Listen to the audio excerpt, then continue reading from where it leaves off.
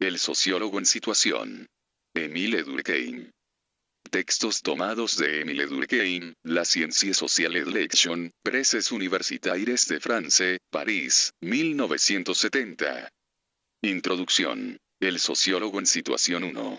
Estimamos que nuestras investigaciones no ameritarían ni una hora de atención si ellas no tuvieran más que un interés especulativo, escribía en 1893 Durkheim en de la División du Travail Social.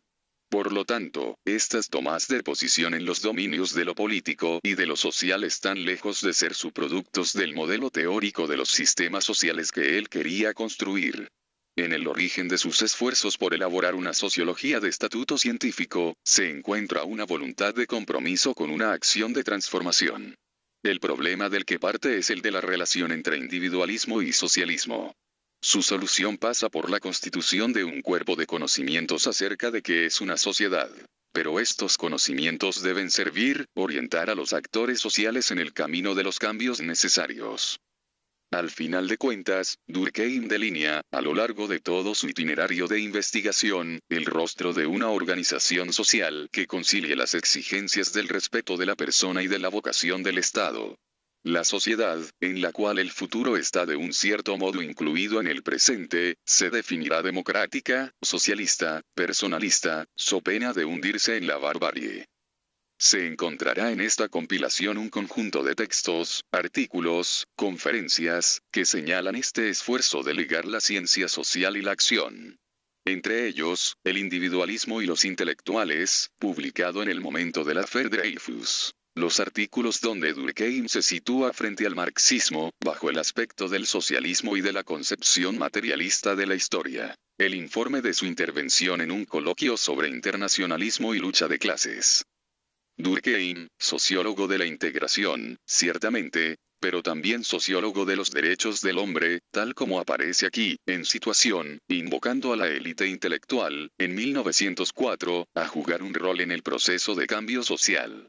A el individualismo y los intelectuales, Revuebleu, 4 ta. Serie, TX, pp. 7, 13, 1898. B. La élite intelectual y la democracia, Revuebleu, 5 ta.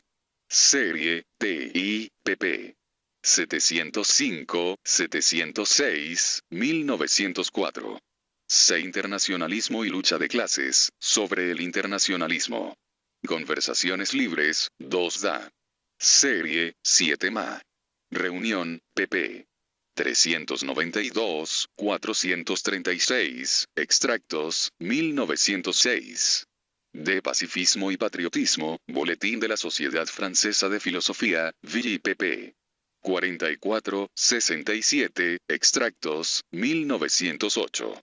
Esta compilación reúne textos de coyuntura, artículos o informes que recogen improvisaciones, que deben su nacimiento a una crisis nacional, el caso Dreyfus, a una encuesta sobre la élite intelectual, a la participación en debates sobre temas que entonces apasionaban. El pacifismo, la esperanza puesta por algunos en la clase obrera organizada internacionalmente ante el riesgo de una guerra. Periodo de peligros crecientes para una república desgarrada entre derecha e izquierda, nacionalistas e internacionalistas, clericales y laicos, pero que ve en 1905 realizar la unidad de los socialismos bajo la dirección política de Jean Jaurès. Durkheim, al principio en Burdeos, a donde se encontraba en el momento de la Affaire, luego en París, responde a las cuestiones que se le imponen en los términos de su sistema, es decir, como sociólogo. El individualismo y los intelectuales apareció el 2 de julio de 1898, en la revista Azul. Escrito en respuesta de un artículo de Ferdinand Brunetière, aparecido el 15 de marzo en la revista de los Dos Mundos bajo el título Después del proceso, permitía a Durkheim precisar la perspectiva desde la cual convenía analizar el Affaire al mismo tiempo que constituía un acto mediante el que se comprometía en los asuntos públicos. El artículo de Brunetière se refería al proceso sola.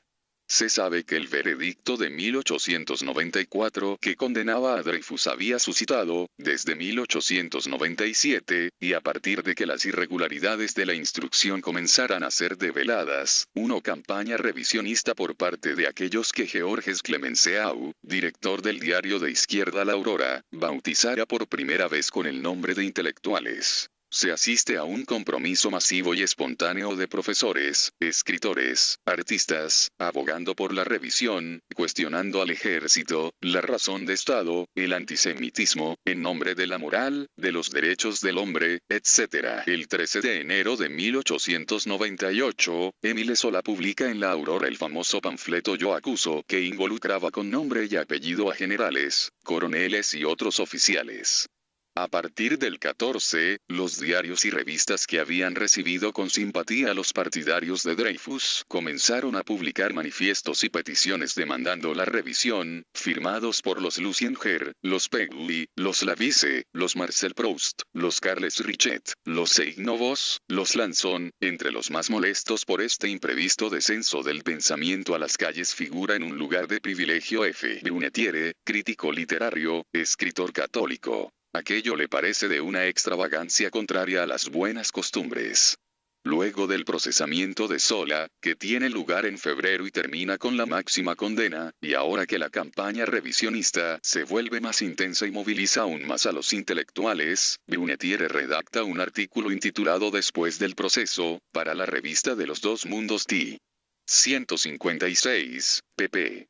428-446. Se trata de saber si el primero que viene, sin pruebas ni principio de pruebas, tiene el derecho de insultar groseramente a la justicia y al mismo tiempo al ejército. Se ha pretendido descubrir una incompatibilidad entre la existencia de la democracia y la existencia misma de los ejércitos. Pero no es con la democracia, ni aun con el socialismo que la existencia y la disciplina indispensables para la existencia de los ejércitos son incompatibles, sino con el individualismo y con la anarquía. El instinto de la multitud ha sentido correctamente, en este proceso tristemente célebre, que a despecho de todos los sofismas el ejército de Francia, hoy como antaño, era la Francia misma. Los peores enemigos de la democracia y el ejército son precisamente esos pocos intelectuales que se arrogan derechos que no poseen, desvarían con autoridad sobre cosas que no son de su competencia, e invocan el espíritu científico para imponerlos. Método científico, aristocracia de la inteligencia, respeto a la verdad, todas estas grandes palabras no sirven en este caso más que para cubrir las pretensiones del individualismo, y el individualismo, no sabríamos repetirlo lo suficiente, es la gran enfermedad de nuestro tiempo. Se advertirá que, en su respuesta, Durkheim se sitúa exactamente en el plano de la problemática de Brunetière. Desarrolla, por un lado, que el ejército es un cuerpo de funcionarios, un grupo profesional, en suma que no tiene ninguna preeminencia particular y debe subordinarse a los valores que fundan el consenso social. Y, por otro lado, que el individualismo, en el sentido de religión de la humanidad, es la antítesis del individualismo utilitarista y anarquista. Es interesante notar que Durkheim se estaba comprometiendo en nombre de exigencias morales, y no en función de consideraciones estrictamente políticas, o aún en tanto judío, y de esto nos han dado testimonio tanto Georges Davy como Henry Durkheim.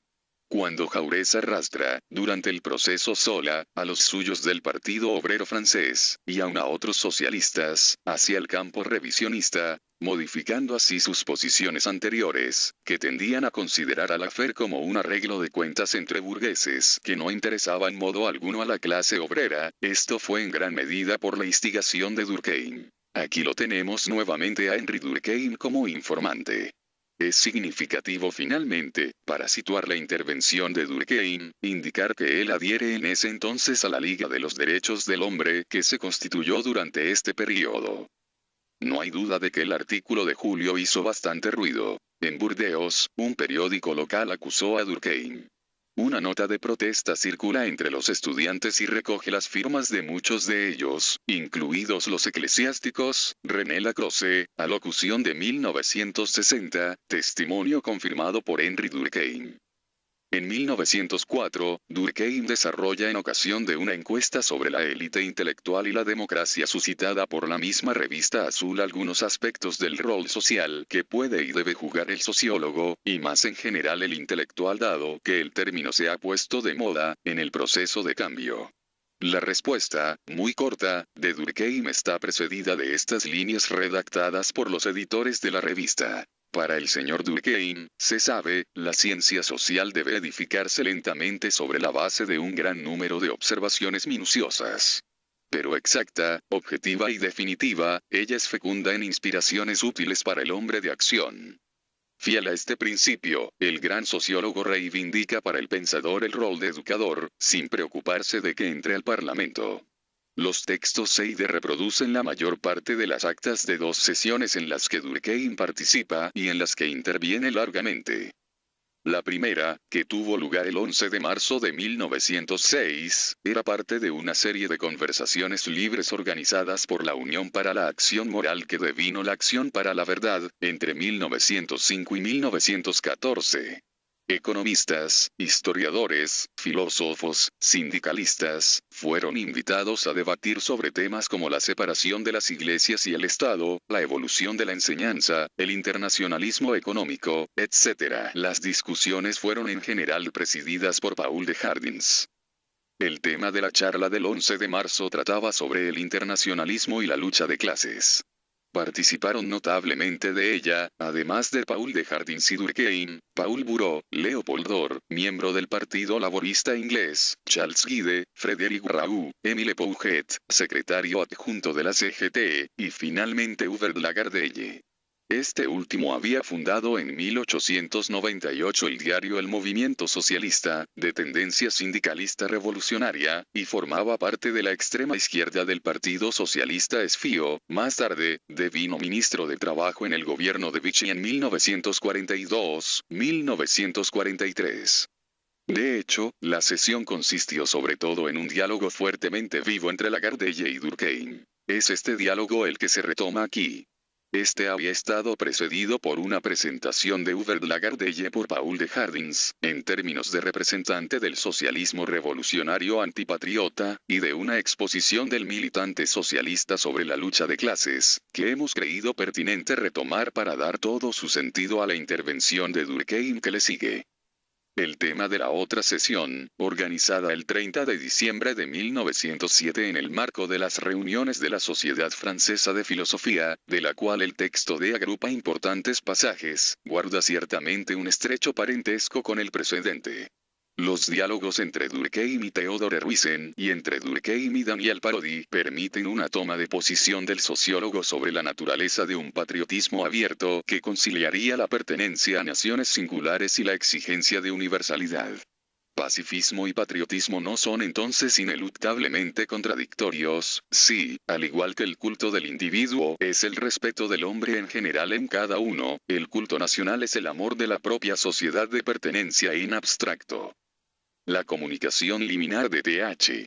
Roizen definía el pacifismo como la doctrina y la propaganda cuyo objeto común es establecer entre las naciones, por medio del derecho, una paz durable. Descalificaba tanto a los internacionalistas antipatriotas como a los nacionalistas patriotas, considerándolos igualmente adversarios del pacifismo. Para los primeros, la paz se hace automáticamente gracias a la desaparición inevitable de las patrias, que desborda la internacionalización creciente de la producción y del consumo. Para los segundos, predicando la paz a ultranza se disuelve, con la conciencia de los antagonismos reales, el instinto de preservación indispensable para la vida de las sociedades nacionales. El pacifismo queda de este lado de la meta en un caso, se va más allá en el otro. Roizen reprocha a las dos tesis el estar fundadas sobre la política del laissez-faire, mientras que el pacifismo propone una organización concreta de la seguridad colectiva. Notemos que asisten a esta discusión, presidida por Javier León, además de Th. Roizen, de Parodi y Durkheim, numerosos filósofos y sociólogos, como Gustave Belot, León Brunswick, Ferdinand Wison, H. Delacroix, E. Delbos, Jules Lachelier y Félix Raoult. El individualismo y los intelectuales 2, 1898, la cuestión que desde hace 6 meses divide tan dolorosamente al país está en camino de transformarse. Simple cuestión de hecho en el origen, se ha generalizado poco a poco. La intervención reciente de un literato conocido ha ayudado mucho a este resultado. Parece que ha llegado el momento de renovar con un golpe de claridad una polémica que estaba entreteniéndose en repeticiones ociosas.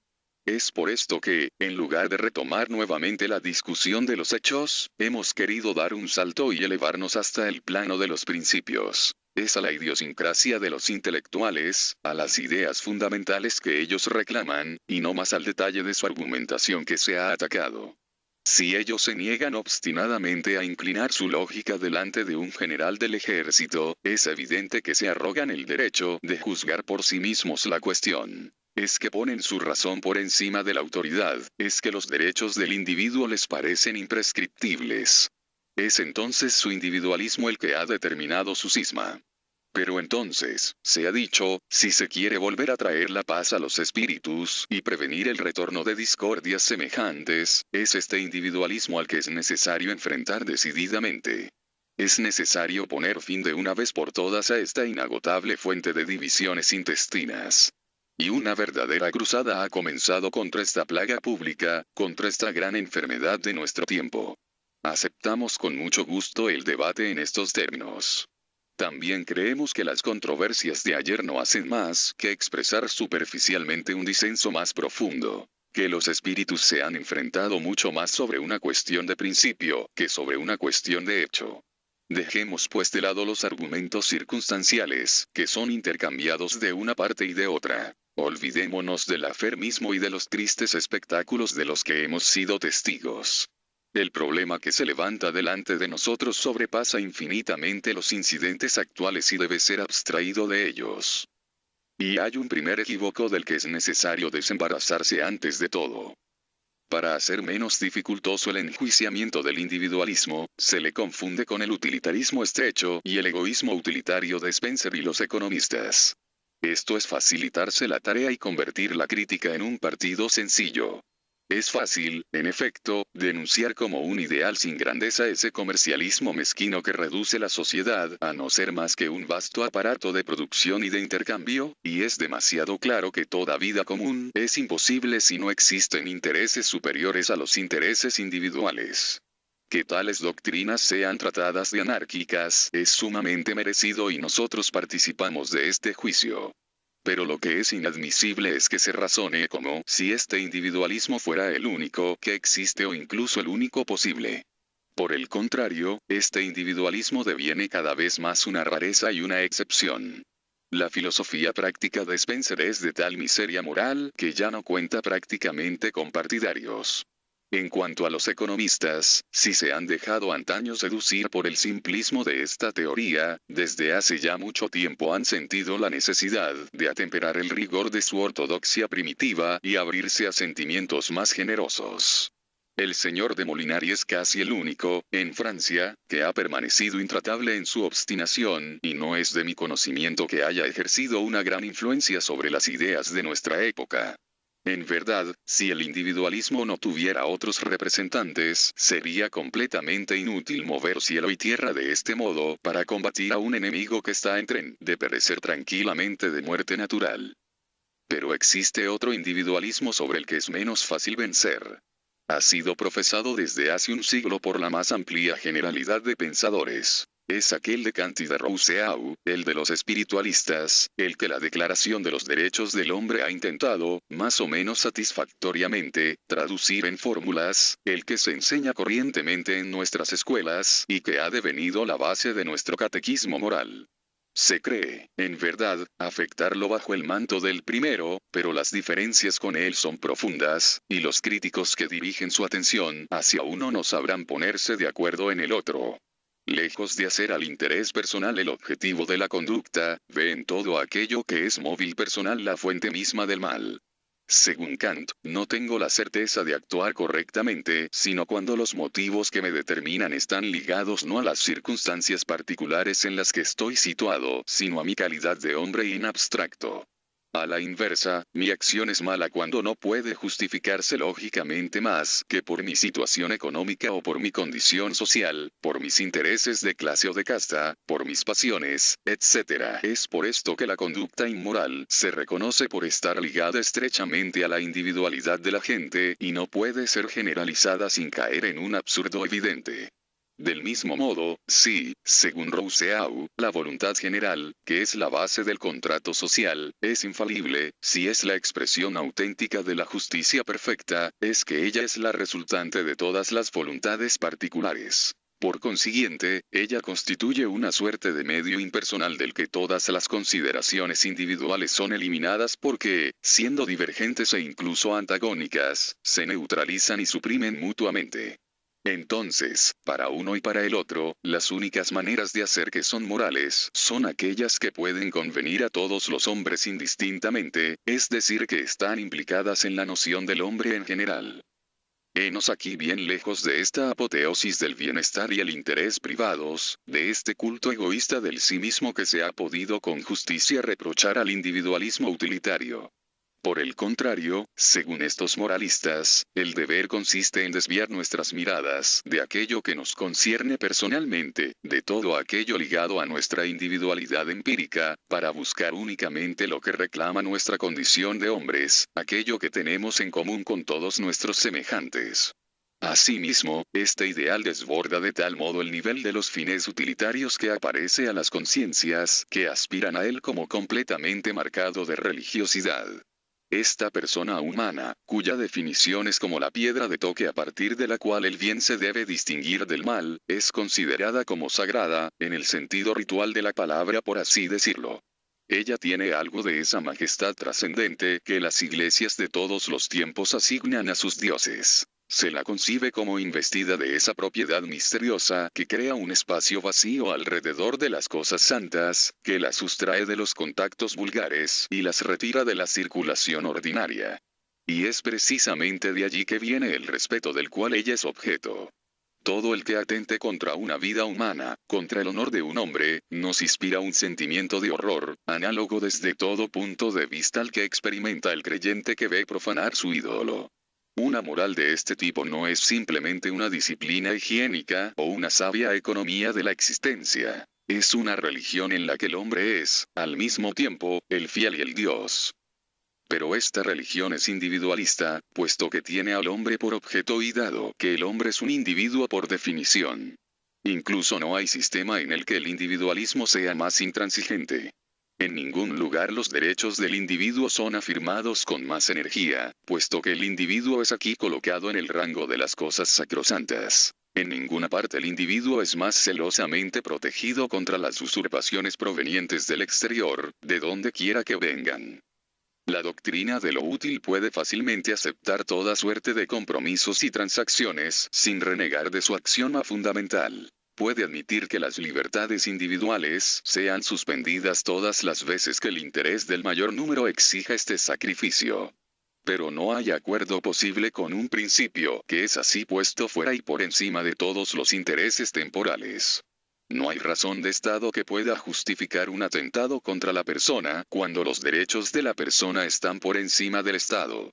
Si el individualismo es por sí mismo un fermento de disolución moral, he aquí que se manifiesta más cabalmente su esencia antisocial.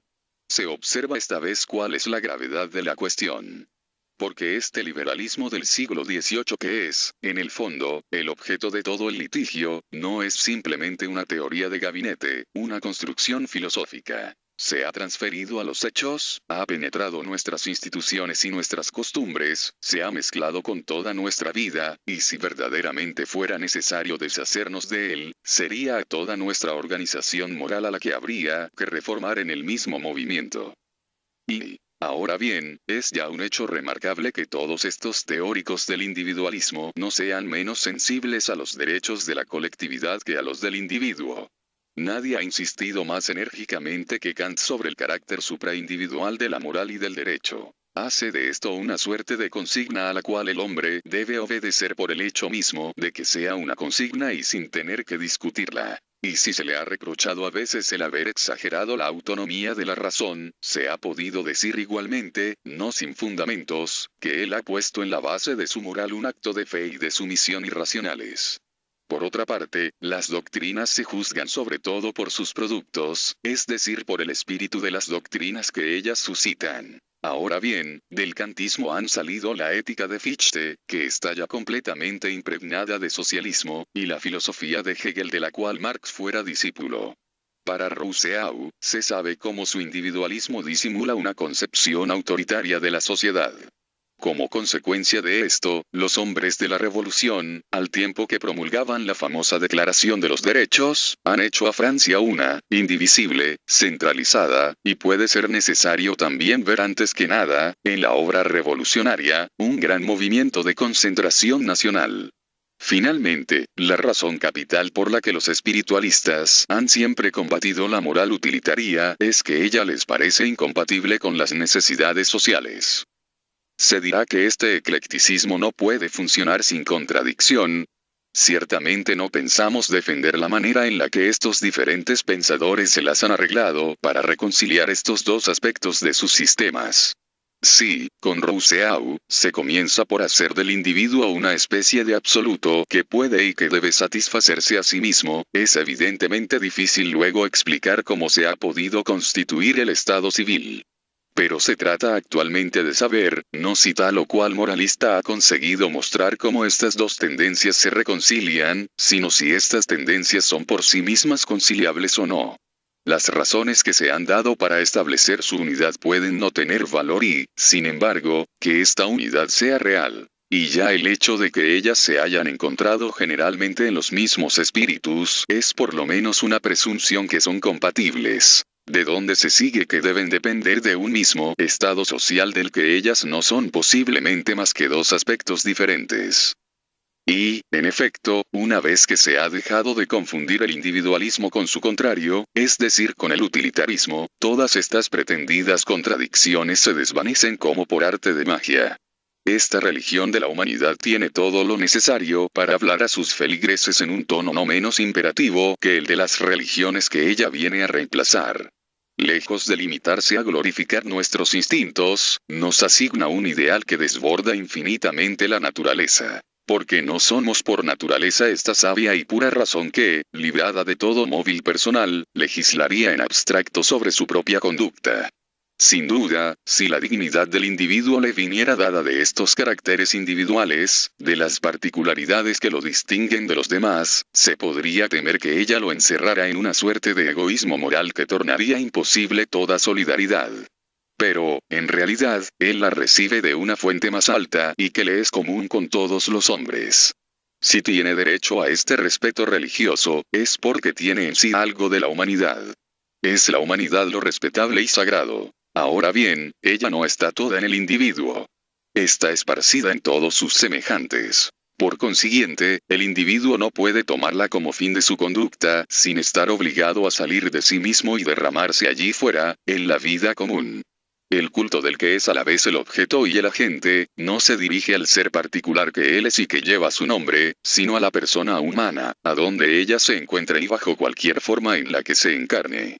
Impersonal y anónimo, tal objeto planea bien por encima de todas las conciencias particulares y puede así servirles de centro de reunión. El hecho de que no nos sea extraña, por el solo hecho de ser humana, no impide que nos domine. Ahora bien, todo lo que hace falta para que las sociedades sean coherentes, es que sus miembros tengan los ojos fijos en un mismo fin, que se encuentren en una misma fe. Pero no es para nada necesario que el objeto de esta fe común se enlace a través de algún vínculo con las naturalezas individuales. En definitiva, el individualismo así entendido es la glorificación, no del sí mismo, sino del individuo en general. Tiene como resorte no al egoísmo, sino a la simpatía por todo aquello que es el hombre, una piedad más profunda por todos los dolores, por todas las miserias humanas, una más ardiente necesidad de combatirlos y calmarlos, una más grande sed de justicia. No tiene para ello más que hacer comulgar a todas las buenas voluntades. Sin duda, puede suceder que el individualismo sea practicado con un espíritu completamente diferente. Algunos lo utilizan para sus propios fines personales, lo emplean como un medio para cubrir su egoísmo y sustraerse cómodamente de sus deberes para con la sociedad. Pero esta explotación abusiva del individualismo no prueba nada contra él, del mismo modo que las mentiras interesadas de la hipocresía religiosa no prueban nada contra la religión. Pero tengo prisa por llegar a la gran objeción. Este culto del hombre tiene por primer dogma la autonomía de la razón y por primer rito el libre examen. Ahora bien, se dice, si todas las opiniones son libres, ¿por qué milagro habrán de ser armónicas? Si se forman sin conocerse y sin haber tenido en cuenta las unas a las otras, ¿cómo podrán no ser incoherentes? La anarquía intelectual y moral sería, pues, la consecuencia inevitable del liberalismo. Tal es el argumento, siempre refutado y siempre renaciente, que los eternos adversarios de la razón retoman periódicamente, con una perseverancia a la que nada desalienta, todas las veces que un relajamiento pasajero del espíritu humano lo pone más a su merced. Sí, es cierto que el individualismo conlleva siempre un cierto intelectualismo, porque la libertad de pensamiento es la primera de las libertades. Pero, ¿dónde se ha visto que tenga por consecuencia este absurdo engreimiento de sí mismo que encerraría a cada uno en su propio sentimiento y crearía un vacío entre las inteligencias? Lo que él exige es el derecho, para cada individuo, de conocer las cosas que puede legítimamente conocer. Pero no consagra en absoluto no sé qué derecho a la incompetencia. Sobre una cuestión en la que no me puedo pronunciar con conocimiento de causa, no le cuesta nada a mi independencia intelectual seguir un consejo más competente. La colaboración de los hombres de ciencia no es siquiera posible sino gracias a esta mutua deferencia. Continuamente cada ciencia toma prestadas de sus vecinos proposiciones que acepta sin verificación. Solo hacen falta razones a mi entendimiento para que éste se incline delante del de los demás. El respeto de la autoridad no tiene nada de incompatible con el racionalismo siempre que la autoridad esté fundada racionalmente. Es por esto que, cuando se quiere persuadir a ciertos hombres de que incorporen un sentimiento que no es el suyo, no alcanza, para convencerlos, con volver a repetir ese lugar común de retórica banal, que la sociedad no es posible sin sacrificios mutuos y sin un cierto espíritu de subordinación. Hace falta además justificar en la especie la docilidad que se les demanda, demostrándoles su incompetencia. Pero si, al contrario, se trata de una de esas cuestiones que competen, por definición, al juicio común, una semejante abdicación es contraria a toda razón y, por consecuencia, al deber. Ahora bien, para saber si puede ser permitido a un tribunal condenar a un acusado sin haber oído su defensa, no se necesita un esclarecimiento intelectual especial. Es un problema de moral práctica para el que todo hombre de buen sentido es competente y del que nadie debe desinteresarse. Por lo tanto, si en estos últimos tiempos un cierto número de artistas, pero sobre todo hombres de ciencia, han creído deber negar su asentimiento a un juicio cuya legalidad les parecía sospechosa, no es que, en su calidad de químicos o de filólogos, de filósofos o de historiadores, ellos se atribuyen no sé qué privilegios especiales y como un derecho eminente de control sobre la cosa juzgada. Es más bien que, siendo hombres, consideran ejercer todo su derecho de hombres y comprometerse en presencia de ellos con un asunto que compete solo a la razón. Es verdad que ellos se han mostrado más celosos de este derecho que el resto de la sociedad. Pero es simplemente que, como consecuencia de sus hábitos profesionales, esta inclinación es más espontánea en ellos. Acostumbrados por la práctica del método científico a formarse un juicio solo cuando se sienten completamente esclarecidos, es natural que cedan menos fácilmente a los arrebatos de la multitud y al prestigio de autoridad. Y no solamente el individualismo no es la anarquía, sino que es en lo sucesivo el único sistema de creencias que puede asegurar la unidad moral del país. En la actualidad, se escucha decir a menudo que solo una religión puede producir esta armonía. Esta proposición, que modernos profetas creen deber desarrollar con tono místico, es en el fondo un simple truismo sobre el que todo el mundo puede estar de acuerdo. Porque se sabe que una religión no implica necesariamente símbolos y ritos propiamente dichos, templos y sacerdotes. Todo este aparato exterior no es más que la parte superficial. La religión no es, esencialmente, otra cosa que un conjunto de ideas y prácticas colectivas dotadas de una particular autoridad.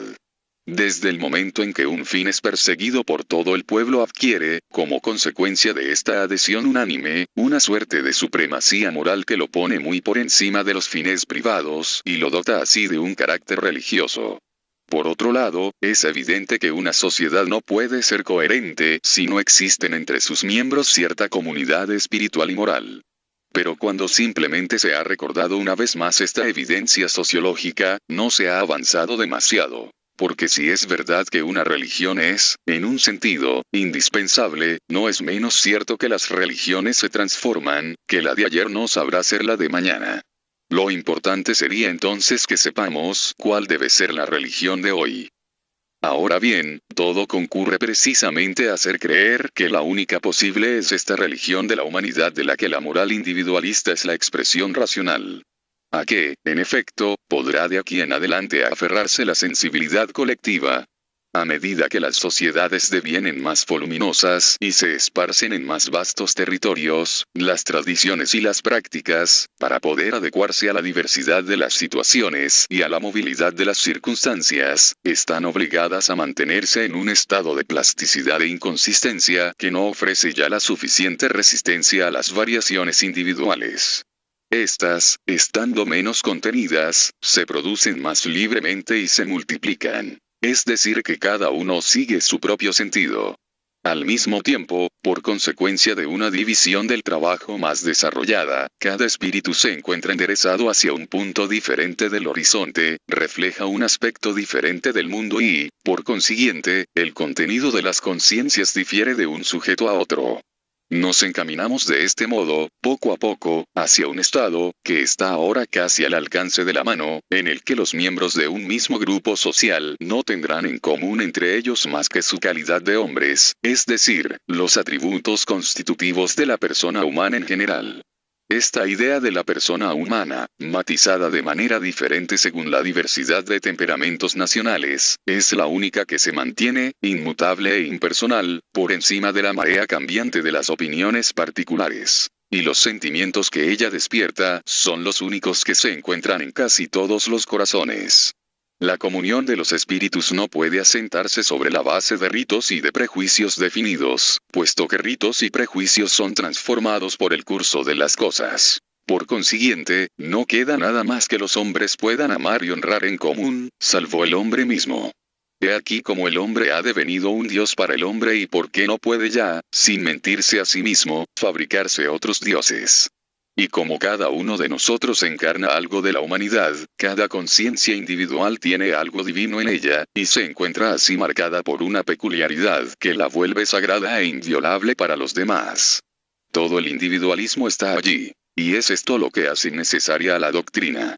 Porque, para detener el desarrollo, sería necesario impedir a los hombres diferenciarse más y más los unos de los otros, nivelar sus personalidades, restablecer el viejo conformismo de otros tiempos, contener, por consiguiente, la tendencia de las sociedades a volverse cada día más extensas y centralizadas, y poner un obstáculo a los progresos incesantes de la división del trabajo. Ahora bien, una empresa de este tipo, deseable o no, sobrepasa infinitamente las fuerzas humanas.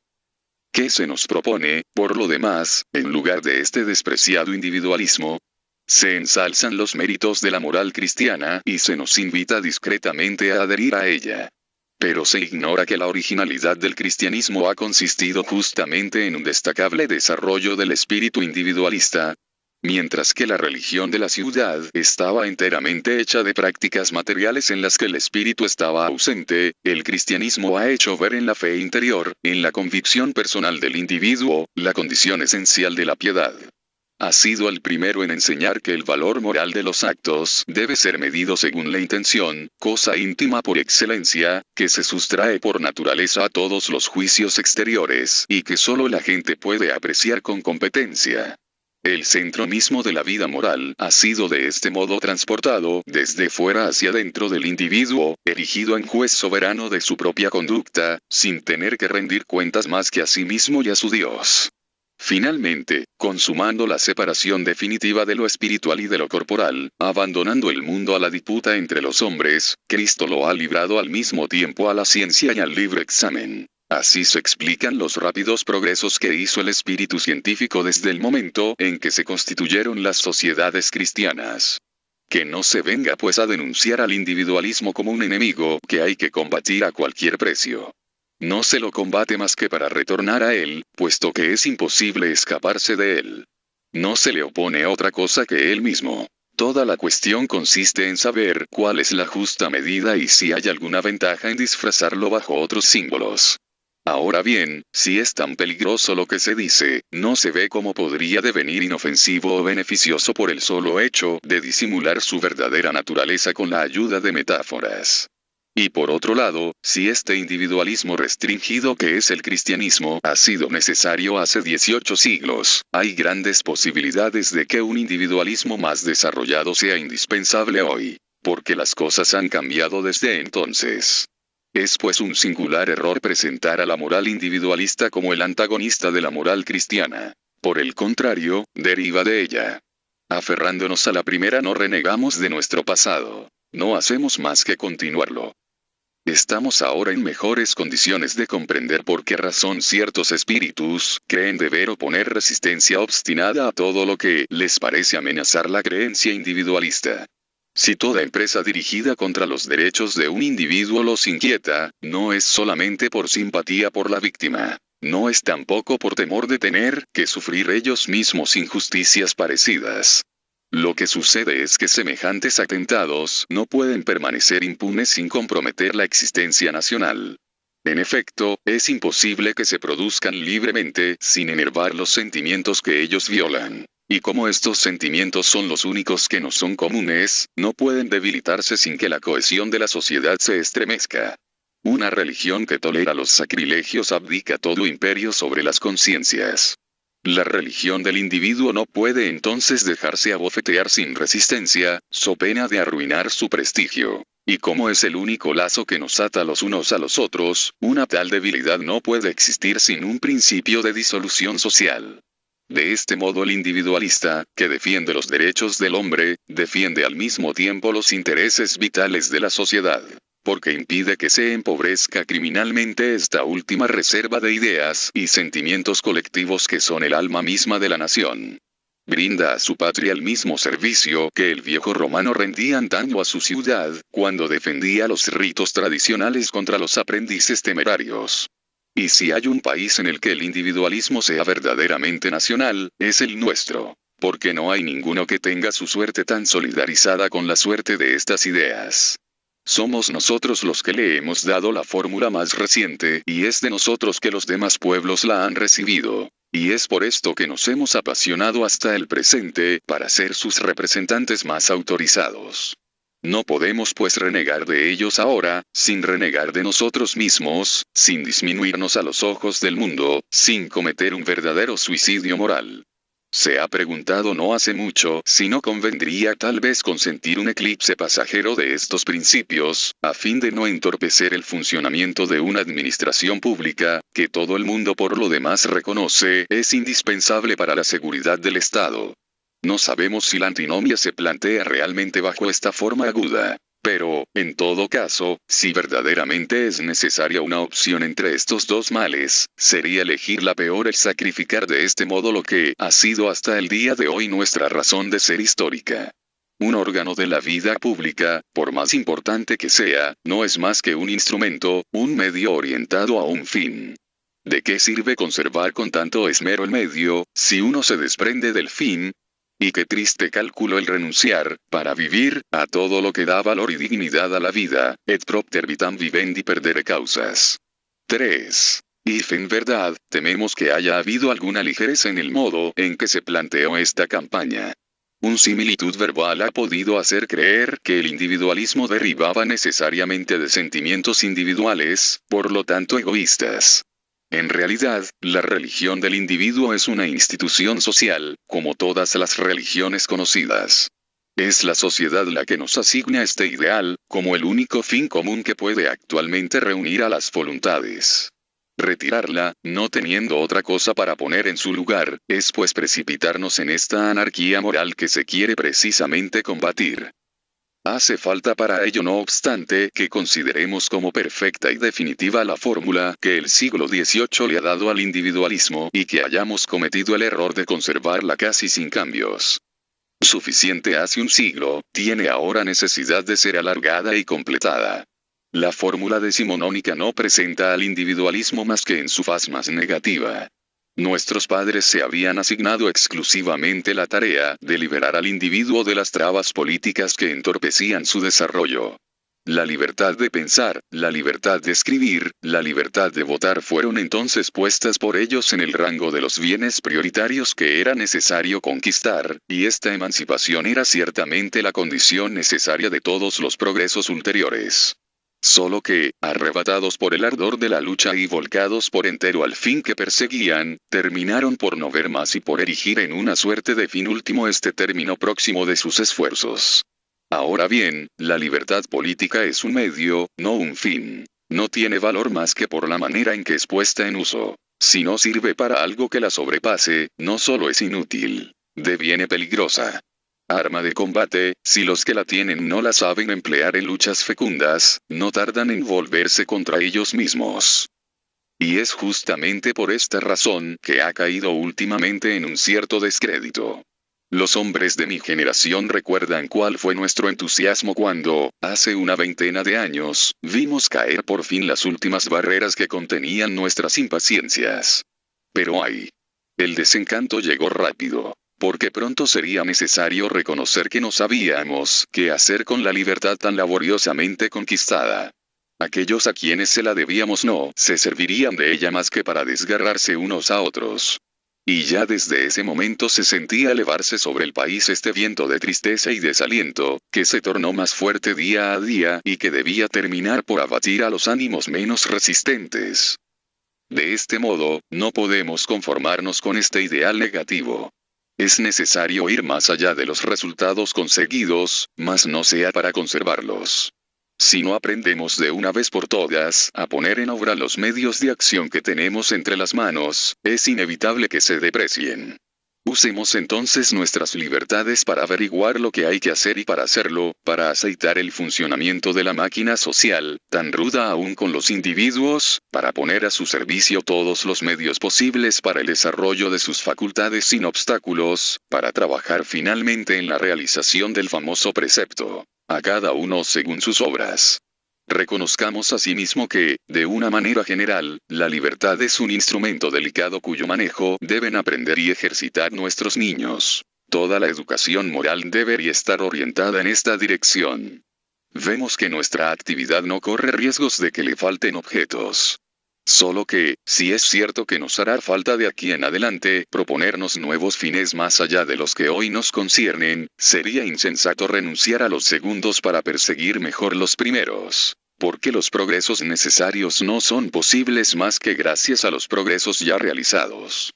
Se trata de completar, de extender, de organizar el individualismo, no de restringirlo y combatirlo. Se trata de utilizar la reflexión, no de imponerle silencio.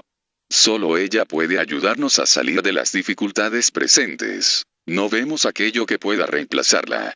No es meditando la política tomada de las Santas Escrituras que encontraremos los medios de organizar la vida económica y de introducir más justicia en las relaciones contractuales. En estas condiciones, no aparece completamente delineado cuál es el deber. Todos aquellos que creen en la utilidad, o incluso simplemente en la necesidad de las transformaciones morales consumadas desde hace un siglo, tienen el mismo interés. Deben olvidar las divergencias que los separan y mancomunar sus esfuerzos para mantener las posiciones adquiridas. Una vez atravesada la crisis, habrá ciertamente lugar para recordar las enseñanzas de la experiencia, a fin de no recaer en esta inacción esterilizante que nos trae actualmente tanto pesar. Pero eso es trabajo para mañana. Para hoy, la tarea urgente y que debe realizarse antes que todas las otras, es la de salvar nuestro patrimonio moral. Una vez que esté sano y salvo, veremos cómo hacerlo prosperar. Que el peligro común nos sirva al menos para sacudir nuestro entorpecimiento y hacernos retomar el gusto por la acción. Y ya, en efecto, vemos por el país iniciativas que se despiertan, buenas voluntades que se buscan. Ojalá aparezca alguno que las agrupe y las lleve al combate y tal vez la victoria no se haga esperar. Porque lo que debe tranquilizarnos en cierta medida, es que nuestros adversarios no son fuertes más que por nuestra propia debilidad. Ellos no tienen ni la fe profunda ni el ardor generoso que arrastran irresistiblemente los pueblos tanto en las grandes reacciones como en las grandes revoluciones. No ciertamente mientras pensemos en contestar su franqueza. Pero ¿cómo no sentir todo lo que su convicción tiene de improvisado? No son ni apóstoles que dejan desbordar sus cóleras o su entusiasmo, ni hombres de ciencia que nos aportan el producto de sus investigaciones y sus reflexiones. Son hombres de letras que han sido seducidos por un tema interesante. Parece pues imposible que estos juegos de aficionados consigan retener por mucho tiempo a las masas, si es que nosotros sabemos actuar. Pero qué humillación si, no teniendo la mejor parte, la razón debiera terminar por tener la peor, mas no fuera por un tiempo. La élite intelectual y la democracia, 1904, los escritores y los científicos son ciudadanos. Es pues evidente que tienen el estricto deber de participar en la vida pública. Queda por saber bajo qué forma y en qué medida. Siendo hombres de pensamiento e imaginación, no parece que estén particularmente predestinados a la carrera propiamente política, porque ésta demanda, antes que nada, cualidades de hombre de acción. Incluso aquellos cuyo oficio consiste en meditar acerca de las sociedades, tanto el historiador como el sociólogo, no me parecen más aptos para estas funciones activas que el literato o el naturalista. Porque uno puede tener la capacidad de descubrir las leyes generales por las cuales se explican los hechos sociales del pasado, sin poseer por ello el sentido práctico que permite adivinar las medidas que reclama el estado de un pueblo dado, en un momento determinado de su historia. De la misma manera que un gran fisiólogo es generalmente un mediocre clínico, un sociólogo tiene bastantes chances de ser un hombre de estado bastante incompleto. Sin duda, es bueno que los intelectuales estén representados en las asambleas deliberativas. Además de que su cultura les permite aportar en los debates elementos de información que no son para nada desdeñables, ellos están más calificados que nadie para defender, ante los poderes públicos, los intereses del arte y de la ciencia. Pero para cumplir esta tarea no es necesario que sean numerosos en el Parlamento. Además, podemos preguntarnos si, salvo en algunos casos excepcionales de genios eminentemente dotados, es posible devenir diputado o senador, sin dejar de ser, en la misma medida, escritor o científico, dado que estas dos clases de funciones implican una orientación diferente del espíritu y de la voluntad. Es sobre todo, desde mi punto de vista, por medio del libro, la conferencia, las obras de educación popular que debe ejercerse nuestra acción. Debemos ser, antes que nada, consejeros, educadores. Estamos hechos para ayudar a nuestros contemporáneos a reconocerse en sus ideas y en sus sentimientos antes que para gobernarlos. Y en el estado de confusión mental en el que vivimos, ¿qué rol más útil podríamos jugar? Por otra parte, nos ocuparemos mucho mejor de esta tarea si limitamos nuestras ambiciones. Ganaremos tanto más fácilmente la confianza popular si no se ve en nosotros segundas intenciones de tipo personal. No es necesario que, en el conferencista de hoy, se sospeche el candidato de mañana. Se ha dicho, no obstante, que la masa no estaba preparada para comprender a los intelectuales. Se ha considerado a la democracia y su supuesto espíritu vulgar como responsables de la indiferencia política en la que científicos y artistas han permanecido durante los 20 primeros años de nuestra Tercera República. Pero lo que muestra cuán carente de fundamento es esta explicación, es que esta indiferencia ha llegado a su fin desde el momento en que un gran problema moral y social se ha hecho presente en el país. La larga abstención precedente tenía origen, entonces, tan solo en la ausencia de una cuestión de tal naturaleza que pudiera generar pasión. Nuestra política languidecía miserablemente en torno a cuestiones personales. Nos dividíamos en relación a la cuestión de saber quién debía tener el poder. Pero no había ninguna gran causa impersonal a la que uno pudiera consagrarse, un punto de llegada elevado al que las voluntades pudieran dirigirse. Seguíamos, de un modo más o menos distraído, los menudos incidentes de la política cotidiana, sin experimentar la necesidad de intervenir en ellos. Pero desde el momento en que una grave cuestión de principio se ha puesto de relieve, se ha visto a los científicos salir de sus laboratorios, a los eruditos abandonar sus gabinetes, se los ha visto acercarse a las multitudes, mezclarse en sus vidas, y la experiencia ha demostrado que sabían hacerse entender. La agitación moral que esos acontecimientos han suscitado no se ha apagado todavía, y yo soy uno de aquellos que piensan que no debe extinguirse, porque es necesaria. Es nuestra indolencia de otros tiempos la que era anormal y la que constituía un peligro. Nos guste o no, el periodo crítico abierto por la caída del antiguo régimen no está cerrado, ni hace falta que lo esté. Es mejor tomar conciencia de ello que abandonarse a una seguridad tramposa. La hora del reposo no ha sonado aún para nosotros. Hay todavía mucho por hacer para que llegue el momento en que ya no sea indispensable mantener movilizadas, por hablar de este modo, nuestras energías sociales. Es por esto que creo que la política a la que hemos asistido en estos 4 últimos años es preferible a aquella que la ha precedido. Es que ella ha logrado mantener una corriente durable y bastante intensa de actividad colectiva.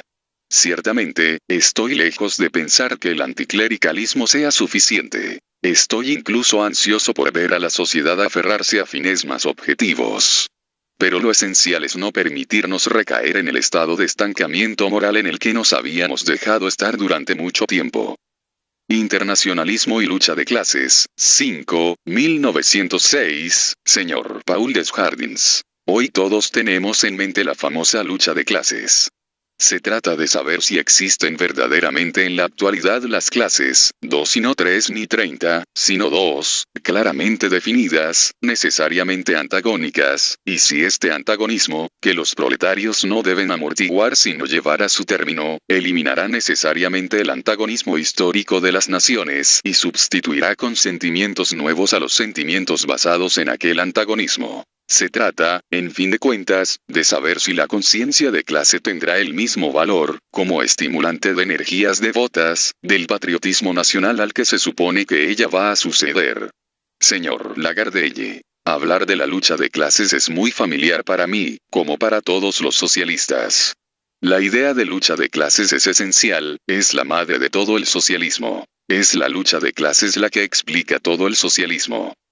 La lucha de clases supone que la sociedad está dividida en grupos homogéneos y que esta división tiene una infraestructura económica, moral, intelectual. Los elementos de esta infraestructura están subordinados unos a otros, dependiendo la vida intelectual del medio social. La sociedad aparece, de este modo, formada por bloques de hombres diferentes entre sí. Es el reino de la insolidaridad social. La clase obrera, que se ha constituido en el curso del siglo XIX con el desarrollo de la gran industria, tiene un doble rol, destructivo y creativo. El movimiento revolucionario corroe más y más la sociedad actual, imponiéndole nuevas instituciones que crean a su vez, nuevas nociones de derecho. La clase obrera está en antagonismo absoluto y total con la sociedad moderna. La propiedad, familia, patria son ideas totalmente ajenas al movimiento obrero, que se desarrolla de una manera independiente. El productor está en el centro de la sociedad, todo depende de él y todo pesa sobre él. Si llega a comprender que existe un antagonismo entre su rol de productor y el rol de parásito de las otras clases, la lucha de clases deberá necesariamente surgir. Señores y siervos, gobernantes y gobernados deberán desaparecer para dar lugar a una sociedad de productores independientes y autónomos. Para llegar a la eliminación de las clases parásitas, la clase obrera debe destruir la sociedad moderna. Pero, al mismo tiempo, debe también tener conciencia de sí misma, procurarse una homogeneidad cada vez más grande. La obra de destrucción y la de creación han de cumplirse simultáneamente. La clase obrera crea al mismo tiempo que destruye. ¿Cuál es la actitud de la clase obrera cuando se encuentra en presencia de la idea de patria? La idea de patria es tan fuerte que, cuando se la enuncia, no se ve más que la unidad de intereses en el seno de la nación, y se olvida la diversidad de intereses, de opiniones, incluso de confesiones religiosas. La idea de patria niega radicalmente el movimiento hacia la ruptura. Si las clases obreras rompen con la idea de patria, rompen con las clases dominantes. Tanto un obrero francés como un obrero alemán juegan el mismo rol en la producción, la organización del taller es la misma, las relaciones con el patrón son las mismas, no hay diferencias en las condiciones de existencia. No es más que cuando se consideran ciudadanos, cuando se sitúan en el terreno político y no ya sobre el terreno económico, que los obreros sienten su solidaridad con los otros ciudadanos. Es cierto que el rol político del obrero es diferente en Francia y en Alemania, considerando que el obrero cuenta aquí con libertades políticas que no tiene en otras partes, comprendiendo un cierto patriotismo político. Pero estas son cosas de orden secundario. Los obreros consideran que no vale la pena dar sus vidas por diferencias que no son fundamentales. Y el patriotismo implica el deber de dar la propia vida.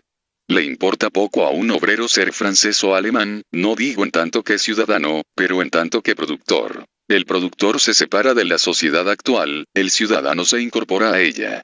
Es de este modo que se puede comprender el movimiento inmenso que se produce contra la idea de patria. En la encuesta realizada por el movimiento socialista, los obreros han reconocido como un hecho que la idea de patria existe, han reconocido que es natural que los burgueses tengan esta idea. Pero han agregado, patria implica patrimonio. Patrimonio, no tenemos. Patrimonio artístico, moral, intelectual, no tenemos. Estamos fuera de la cultura. La cultura de la que somos portadores es otra, o, más aún, tenemos que crearla. Representamos un movimiento de bárbaros, en resumen, estamos en antagonismo con la sociedad burguesa. Es necesario, pues, constatar un antagonismo irreductible entre dos clases, entre dos estados. Es en la medida en que las ideas de lucha de clases se vuelvan más profundas que el socialismo podrá realizarse. No sé si esa realización total puede cumplirse, pero sé que está subordinada al esfuerzo moral y al sentimiento de la responsabilidad social. Esta voluntad y este sentimiento, los obreros los poseen, señor Durkheim. El señor Lagarde ha planteado muy bien la cuestión. Ha dicho que el antipatriotismo es necesario para la lucha de clases. Según lo expuesto por el señor Lagarde, el antipatriotismo no es más que la consecuencia particular de una idea más general, la idea de que la sociedad no podría reconstruirse, sino a través de la destrucción de las naciones actuales. La sociedad actual está dividida en dos bloques, siendo necesario que uno destruya al otro. He aquí una forma relativamente reciente de socialismo. Es esta noción la que hay que discutir. Es necesario examinar si socialismo y revolución destructiva se implican necesariamente. Es esta noción de una destrucción necesaria la que me parece falsa. Es contraria a todo mi conocimiento sobre los hechos concretos. En primer lugar, se ha dicho que era el advenimiento de la gran industria el que condenaba a las sociedades actuales a una destrucción necesaria. Pero para esto sería necesario admitir que las sociedades modernas no contendrían normalmente en su seno esta forma económica, que sería el producto de una verdadera enfermedad del cuerpo social. En este caso, sería legítimo sostener que nuestras sociedades realizan una contradicción, que no sabrían por sí mismas adaptarse armónicamente a este sistema industrial, que es extraño a su propia naturaleza. Pero, de hecho, parece que la gran industria es producto de un desarrollo totalmente normal. Se debe a la extensión progresiva de la industria local.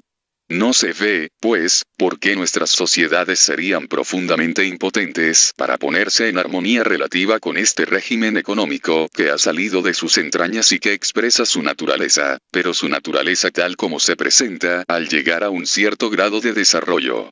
¿Por qué un progreso de las instituciones jurídicas y morales, paralelo a este progreso económico, sería imposible y por qué habría de serlo también la armonía?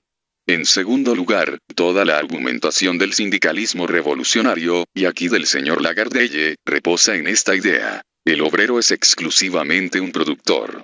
Ahora bien, el obrero reducido al productor es una abstracción. Existe una vida intelectual y moral, de la cual el obrero participa. No tomar parte de ella le sería tan imposible como no respirar el aire del ambiente que lo rodea. Decir que el obrero no es más que un productor, es cometer el error de los viejos economistas, es restaurar la vieja noción del homo economicus. La tercera objeción es la más grave. ¿Cómo es posible que mañana el hombre, conociendo en qué consiste la vida del hombre, quiera la destrucción de la sociedad, es decir, la barbarie? El hombre es hombre porque tiene una vida social. Puede quererse la supresión de la sociedad. Se ha dicho, con razón, que si la guerra estallara hoy entre Francia y Alemania, sería el fin de todo. Pero la revolución destructiva que se anuncia sería un movimiento destructor peor que aquella. Todas las veces que una sociedad ha desaparecido, una civilización ha desaparecido al mismo tiempo. Destruir una sociedad es destruir una civilización. Sin duda, estas catástrofes no han sido raras en el pasado, pero la inteligencia del hombre debe tener precisamente por misión encadenar, amordazar estas fuerzas ciegas, en lugar de dejarlas producir estragos. Entiendo perfectamente que cuando se habla de destruir las sociedades actuales, se reserva uno la facultad de reconstruirlas. Pero estas no son más que fantasías de niños.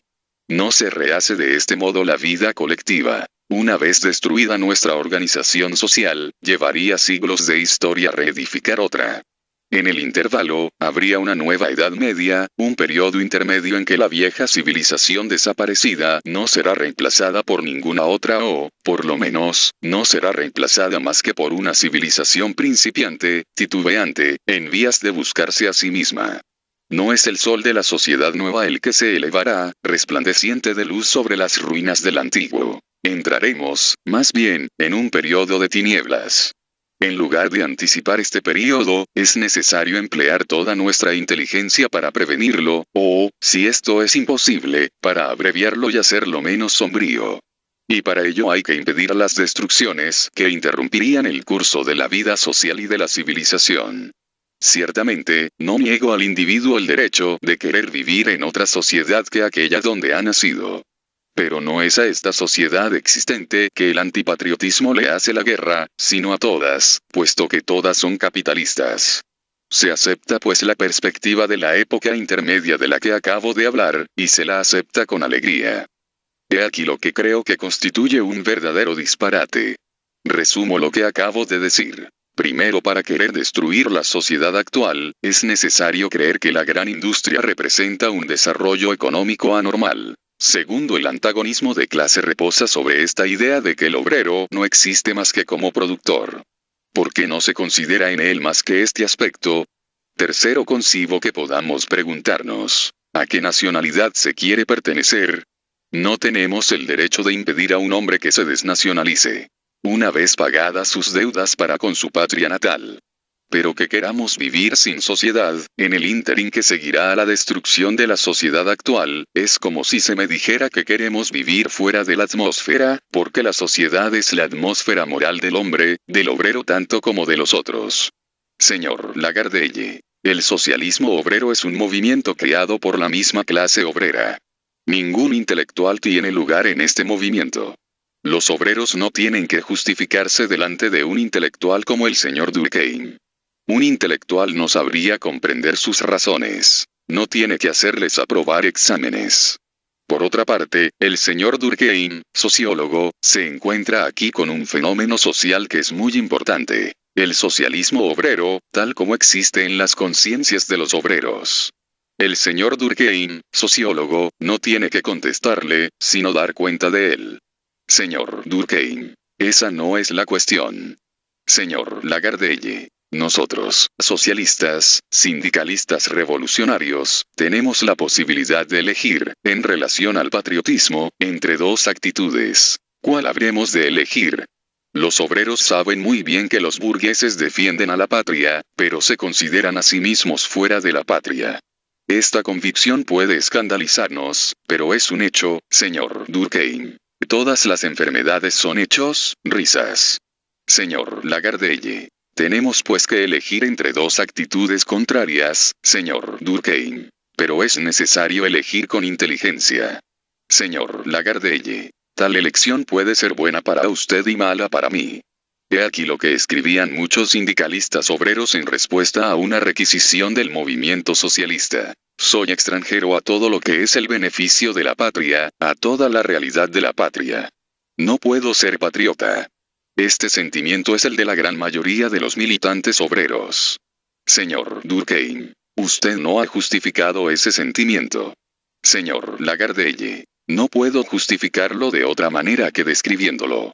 Señor Durkheim, pero usted no puede abdicar de su propia razón. Usted no puede aprobar un movimiento violento porque sea violento. Sé muy bien que no se puede juzgar siempre metódicamente y que es necesario, a menudo, un cierto espíritu de partido para actuar. Pero aquí, en esta sala, estamos reunidos para juzgar nuestros sentimientos, para reflexionar sobre ellos, y no para abandonarnos ciegamente a ellos. Señor Lagardelle, mi respuesta tiende a mostrar que las ideas que yo expongo son producto de un movimiento espontáneo de masas. Eso es importante.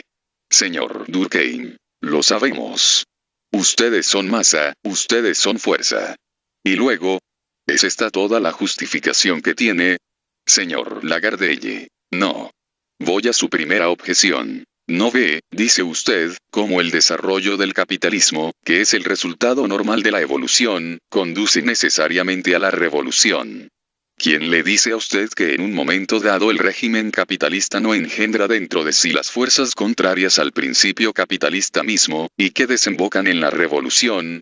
Señor Durkheim, sería necesario mostrar cómo el desarrollo del capitalismo ha producido este antagonismo, que deberá necesariamente ocasionar la destrucción de la sociedad actual, si la vida económica se ha desarrollado naturalmente, porque las instituciones morales y jurídicas no podrían desarrollarse paralelamente. Porque las instituciones morales, jurídicas, políticas, solidarias de la vida económica de la Edad Media no podrían evolucionar al mismo tiempo que la vida económica, de manera de adaptarse a ella y regularla. Señor Lagardelle, porque estamos en presencia de dos regímenes económicos radicalmente distintos. La producción capitalista lleva en ella fuerzas que tienden a destruir el régimen capitalista y a transformar la sociedad. Señor Durkheim, creo que ha habido más cambio relativo, entre el oficio de la Edad Media y las manufacturas del siglo XVIII que entre el siglo XVI y la gran industria de nuestros días. Pero no tengo el tiempo disponible para incursionar en esta demostración. He aquí la clave de la dificultad. Usted olvida este factor de la conciencia, que usted ha hecho intervenir hace un momento. Es bajo la influencia de la Revolución Francesa que se han formado las nuevas aspiraciones. El comienzo del socialismo está en la Revolución Francesa.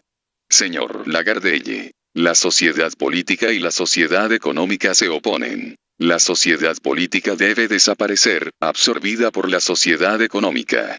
Señor Durkheim, hecho capital. El socialismo saint-simoniano, en el atardecer mismo de la revolución, ignora todo eso. Si creo que usted comete un error, es porque no tiene en cuenta al factor del cual usted habla a menudo, la Revolución Francesa y las ideas morales de las cuales ella ha sido la resultante y la expresión, es que usted está prisionero de la fórmula materialista marxista.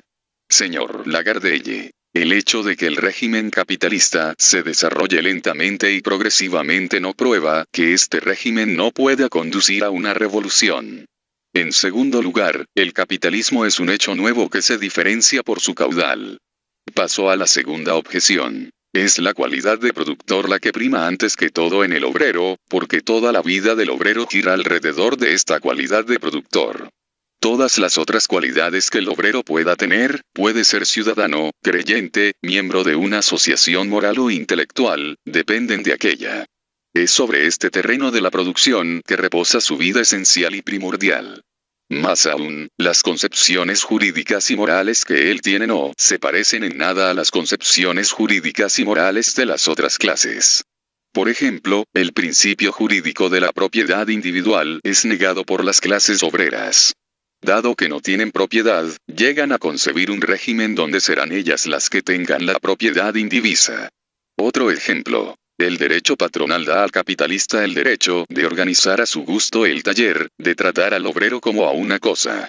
El derecho del obrero dice, la producción, soy yo el que la hace, tengo derecho a saber cómo será organizada, cuál será mi compañero de taller, no quiero que se me imponga por compañero de trabajo a un alcohólico, en algunas industrias en las que esto entraña consecuencias, no quiero que a mi lado un obrero sea despedido arbitrariamente.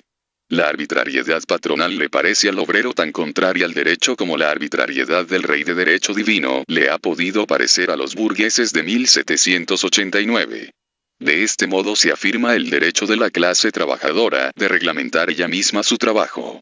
En resumen, en todos los rincones de la clase obrera se forman ideas específicamente obreras, ideas nuevas.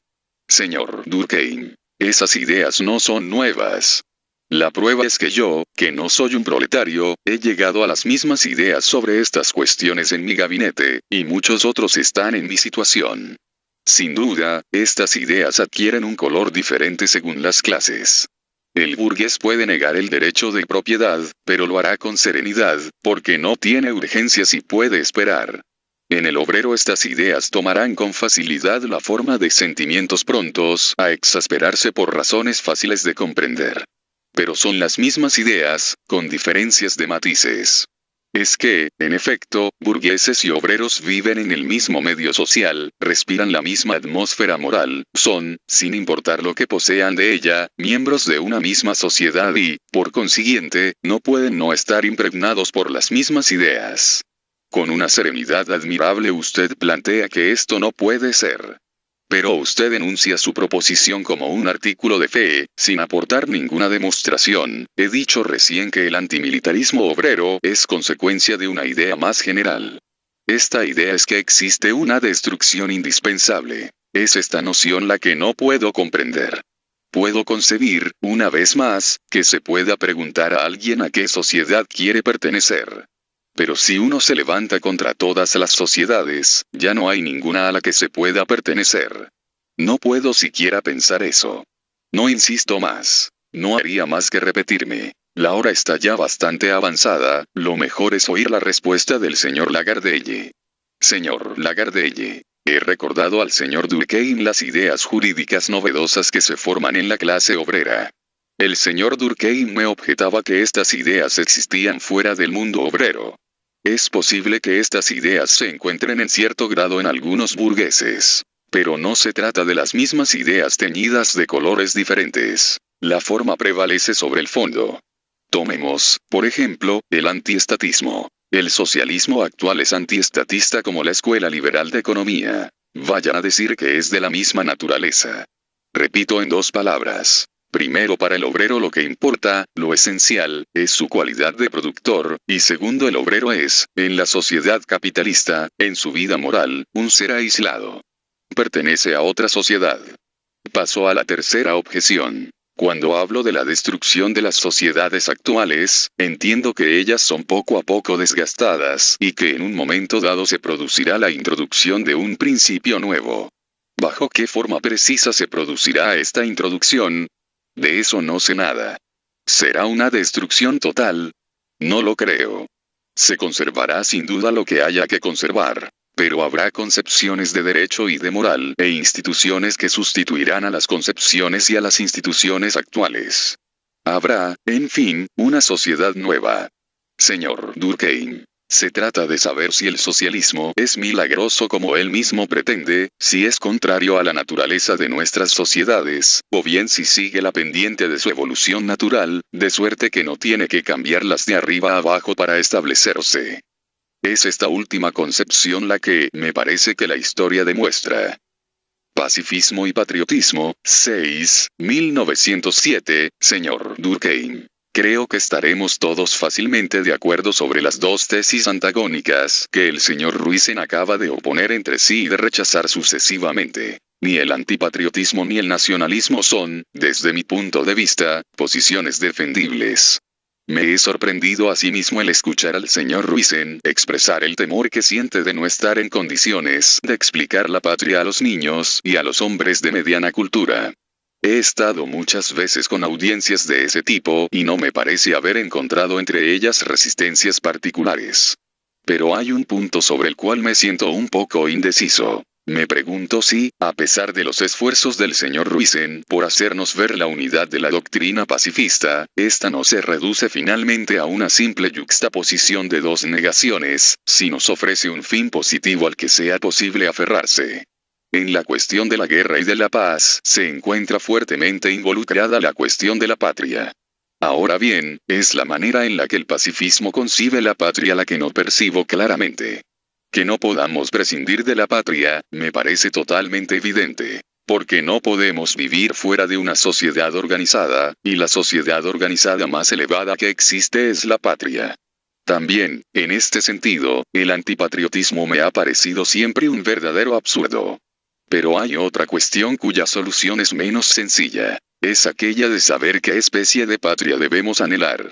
Sin duda, tenemos desde ahora para con la patria ya constituida, de la que somos parte de hecho, obligaciones de las que no tenemos el derecho de eximirnos. Pero, por encima de esta patria, hay otra que está en vías de formación, que envuelve a nuestra patria nacional. Es la patria europea, o la patria humana. Ahora bien, esta patria, ¿en qué medida debemos ambicionarla? ¿Debemos tratar de realizarla, de apresurar su advenimiento? ¿O bien es necesario mantener celosamente y a cualquier precio la independencia de la patria presente a la cual pertenecemos? Este problema, del que dependen muchas cuestiones prácticas, ¿cómo lo resuelve el pacifismo? Señor Ruizen, para resolver la cuestión, hay que distinguir dos puntos de vista. El pacifismo como organización internacional y el pacifismo como esfuerzo interior. Desde el primer punto de vista, las cuestiones planteadas por el señor Durkheim son difíciles de resolver. Creo que hay que descartarlas. En el Congreso Internacional de la Paz que se ha celebrado en Múnich, en el mes de septiembre último, se ha planteado un problema de estas características. Se proponía enviar un mensaje al presidente Roosevelt. El señor Novikov reclamaba el envío de un mensaje similar al zar. Los congresistas alemanes se opusieron a esto, recordando las medidas contra Finlandia, las masacres del 22 de enero, etc. Había pues un juicio que tomar frente a una patria. Pero esta es una cuestión que hay que descartar y, de hecho, el Congreso la ha rechazado. Es menester aceptar a las patrias, quiero decir las patrias extranjeras, como hechos, sin juzgarlas. En cuanto al segundo punto de vista, el pacifismo es nacional. Personalmente, pienso que nuestras preferencias deben orientarse menos a la patria de hoy que a la patria del futuro, sobre la que debemos trabajar para ser la mejor patria, la patria justa. Kant decía ya que el advenimiento de la paz estaba ligado a la existencia de las democracias. Pero sobre este punto, hay que distinguir nuestra propaganda interior de la propaganda extranacional. Señor Durkheim, no me satisface cómo esta respuesta resuelve la dificultad que yo le he puesto en consideración. Yo preguntaba si debemos procurar la conservación, cuanto menos y antes que todo, de la autonomía de nuestra patria nacional, o bien si debemos trabajar para preparar el advenimiento de una patria más vasta en la que la nuestra no sería más que una provincia. Señor Ruizen, yo había comprendido mal la pregunta. Señor Durkheim, he aquí exactamente mi pregunta. Cada uno de nosotros pertenece a una patria de hecho y tiene para con ella deberes incontestables. Pero al mismo tiempo se crea una patria más vasta que tiende a englobar a la nuestra. Es la que forma Europa o, si se quiere, el mundo civilizado. ¿En qué medida debemos querer a nuestra patria a despecho de todo? ¿En qué medida debemos querer a esta otra patria que no es aún más que un ideal, pero un ideal que está no obstante en tren de realizarse? Señor Ruizen, la cuestión es entonces saber si nuestra patria real es o no conciliable con la patria humana. Si se puede conciliar a los patriotismos nacionales con el patriotismo europeo mundial. Señor Durkheim, la cuestión no tiene, en mi pensamiento, esta extrema generalidad. Se trata de saber si y hasta qué punto debemos trabajar en la organización de una patria nueva que englobaría a nuestra patria actual, o si debemos negarnos a todo lo que disminuyera la autonomía de esta última. Me parece que el pacifismo, si es consecuente consigo mismo, no debe temer darse como ideal la formación de esta patria más grande. Conservar la paz no dejará de ser una simple aspiración moral para devenir una realidad jurídica hasta que no exista una sociedad organizada, encargada de hacerla respetar. El derecho, en efecto, no existe en los hechos si no se apoya sobre un Estado que lo sanciona. Y lo que hace que el pacifismo no entusiasme a un cierto número de espíritus, que odian por demás la guerra, es que esquivando esta cuestión fundamental, no ven claramente cómo las reivindicaciones de los pacifistas pueden ser otra cosa que desiderata, incontestablemente legítimos pero poco eficaces, de la conciencia moral. En resumen, mi pregunta podría formularse de este modo. Si fuéramos los alemanes de antes de 1870, ¿deberíamos querer la formación de la gran patria alemana, o mantener celosamente la autonomía de la pequeña patria local? Si viviéramos en la Edad Media, deberíamos trabajar en la formación de la gran patria francesa o permanecer obstinadamente atados a la pequeña patria provincial. El mismo problema se plantea hoy para nosotros en términos un poco diferentes.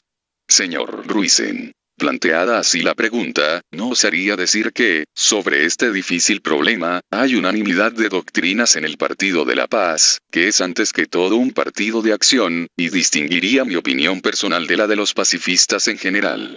Por mi parte no tengo dudas. La más grande verdad está en el internacionalismo. Creo que nuestras patrias deben integrarse en un conjunto cada vez más vasto. La patria ha perdido ya la mayor parte de sus elementos, así el elemento religioso, y los seguirá perdiendo sin que podamos prever con certeza el término de esta disolución. Pero esta creencia no es común a todos los pacifistas. Algunos de ellos quieren simplemente el arbitraje, convenciones libremente consentidas, y no la federación de las naciones.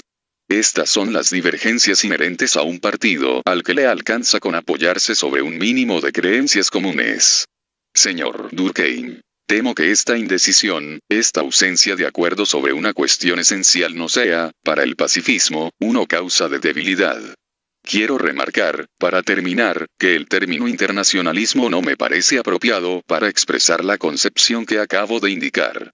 Tal como es corrientemente entendido, el internacionalismo tiende a no tener en cuenta a las patrias existentes, ni, de un modo general, a la necesidad de una patria. Tiene algo de nivelador. No ve, en general, que una sociedad internacional, una vez realizada, tomará necesariamente, a su turno, el carácter de una patria, de una colectividad sólidamente organizada. Lo que nos muestra la historia es que siempre, por una verdadera fuerza de las cosas, las pequeñas patrias se han fundado en el seno de patrias más grandes y éstas en el seno de otras más grandes aún. Porque este movimiento histórico, que acontece en el mismo sentido desde hace siglos, habrá de detenerse repentinamente ante nuestras patrias actuales. ¿Qué atributo particularmente intangible tienen ellas que impida ir más lejos? Me pregunto si el verdadero pacifismo no consiste en hacer todo aquello que está a nuestro alcance para que este movimiento continúe, pero pacíficamente, y no ya por la violencia y la guerra según la ley dominante en el pasado. Sin duda, es un ideal muy difícil de realizar al pie de la letra. Es en vano esperar que la guerra no juegue algún rol en estas transformaciones. Pero procurar, por anticipado, que su peso sea menor no deja de ser un fin digno de ser perseguido. Señor Parodi, yo quisiera en principio aportar un testimonio de hecho. He tratado a menudo estas cuestiones en las universidades populares, y estoy obligado a constatar que Ruisen tiene razón. Sí, requiere generalmente bastante esfuerzo hacer sentir, en los medios populares, todo lo que la patria contiene de fuerza viviente. Ahora bien, creo que la cuestión que se plantea continuamente en estos medios es precisamente la que indica el señor Durkheim. El conflicto entre la patria de derecho, la patria justa, ideal, que se podría amar y defender, y la patria de hecho que tiende a presentarse como mala, inicua, hostil al pueblo. Es para preparar los órganos de la futura vida internacional que se pretende que nos desprendamos del organismo nacional tradicional. Y sin duda, es evidente que la patria es la única realidad verdadera, que de hecho se nos impone, y para con la cual tenemos deberes incontestables. Pero es esto, sin embargo, lo que cuesta hacer entender en los medios obreros. No comprenden que uno deba inclinarse ante el hecho, simplemente porque es el hecho. Y por otro lado, creen ver en el sindicalismo obrero, en estado naciente, este bosquejo de organización internacional que reclamaba el señor Durkheim. Creo que la dificultad se presenta, pues, exactamente como lo indicaba el señor Durkheim. Solo que ella no se plantea únicamente para los franceses en su conjunto, los que se preguntarían cómo pueden preparar, más allá de la patria actual, una patria europea o humana más vasta. Sino que se plantea en el seno de una misma nación, desde que algunos comienzan a preguntarse si no deben subordinar a la preparación del internacionalismo futuro los intereses de la patria presente. La cuestión toma entonces la forma de un cargo de conciencia. Si la patria real va contra el ideal de justicia, hay que seguirla a despecho de todo. La dificultad propuesta por el señor Durkheim se plantea entonces no solo cuando se trata de la organización de los grupos nacionales entre ellos y de su futuro, sino también a propósito de las relaciones entre las clases opuestas en el seno de la nación misma. Señor Durkheim, sin duda es más fácil explicar las razones de ser de la patria a los niños que a los adultos cuyo espíritu ya ha sido deformado por los prejuicios pasionales. No creo, sin embargo, que la tarea sea imposible. El señor Parodi hizo remarcar que, en los medios obreros, se pretende sustituir a la patria actual por una patria superior que habría de formarse por la expansión de una sola clase social, por el advenimiento del proletariado internacional. Es fácil mostrar que esta concepción reposa sobre una confusión. Una clase, incluso expandida, no es una patria, del mismo modo que un órgano no es más que un fragmento del organismo. Es porque desconoce esta verdad elemental que el internacionalismo es muy a menudo la negación pura y simple de toda sociedad organizada. Señor Parodi, pero ¿cómo hacer que en estos medios se admita la necesidad de otra patria? Lo difícil es hacer que el simplismo popular admita la necesidad de inclinarse ante el hecho mismo como tal, aunque se lo reconozca parcialmente injusto e imperfecto. Señor Durkheim, es cierto que no se puede llegar a eso con la apologética ordinaria. Se cree demasiado a menudo que la mejor manera de defender la idea de patria es hacer ver en qué medida nuestra patria es digna de ser amada por nosotros. Se celebran las virtudes de la cultura francesa, la superioridad de la democracia, etc. Esto es situarse en un terreno equivocado. Porque, frente de los méritos de nuestra patria, será fácil, no siendo las personalidades colectivas más perfectas que las personalidades individuales, enumerar una larga lista de defectos. Y en tal caso cada uno hará ladear el fiel de la balanza en el sentido en que lo inclinan las pasiones personales.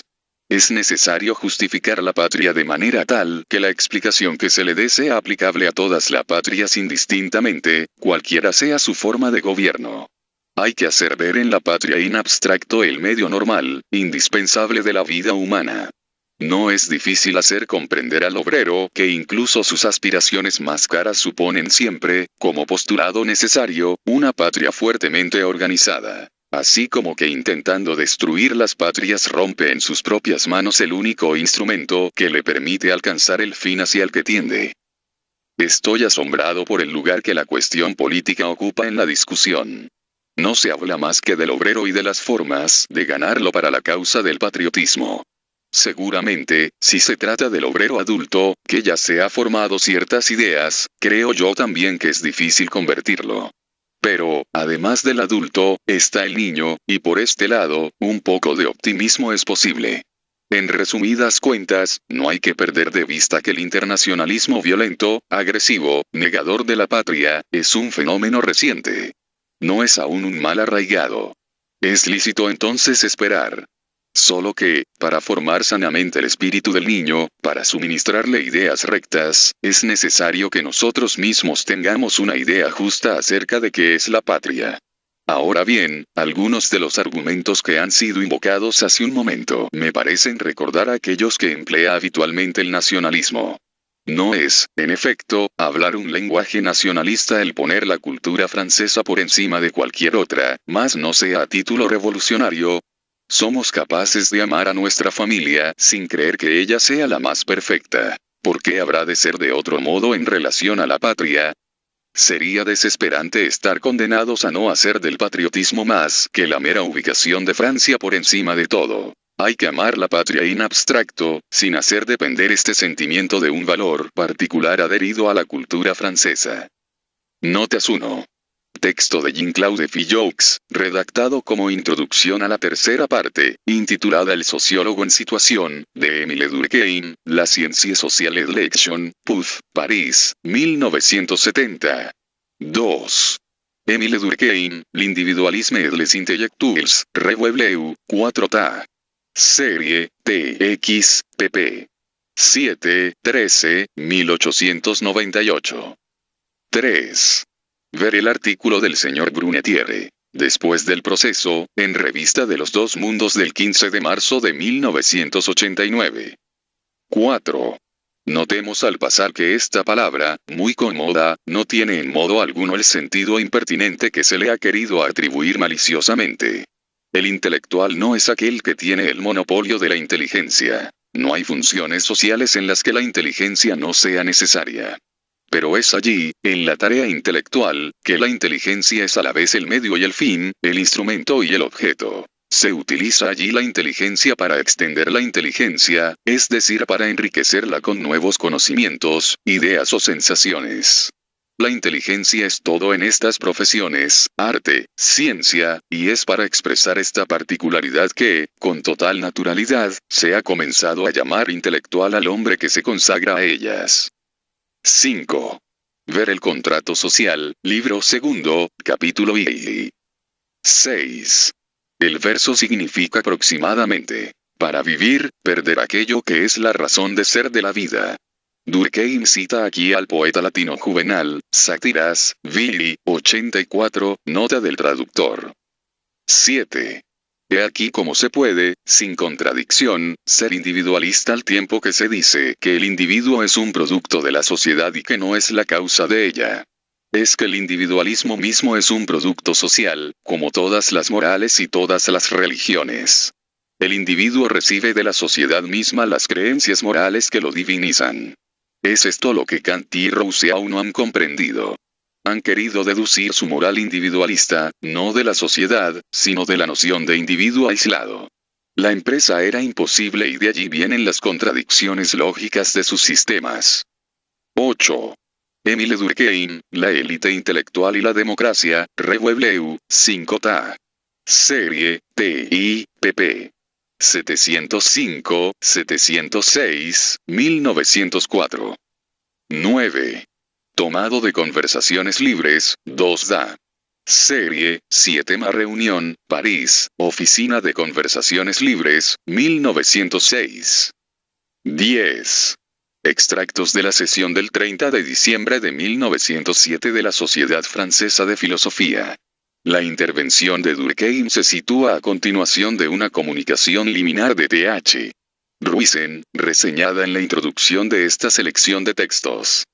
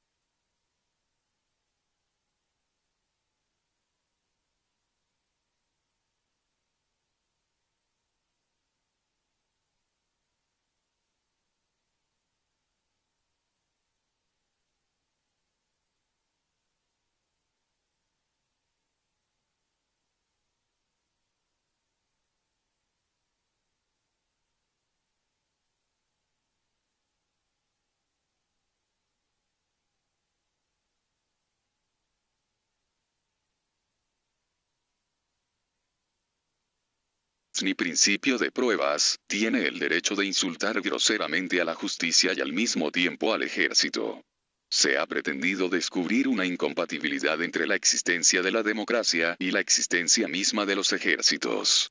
Pero no es con la democracia, ni aun con el socialismo que la existencia y la disciplina indispensables para la existencia de los ejércitos son incompatibles, sino con el individualismo y con la anarquía.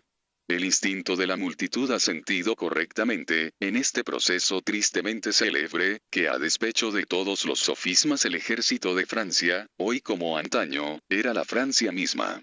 Los peores enemigos de la democracia y el ejército son precisamente esos pocos intelectuales que se arrogan derechos que no poseen, desvarían con autoridad sobre cosas que no son de su competencia, e invocan el espíritu científico para imponerlos.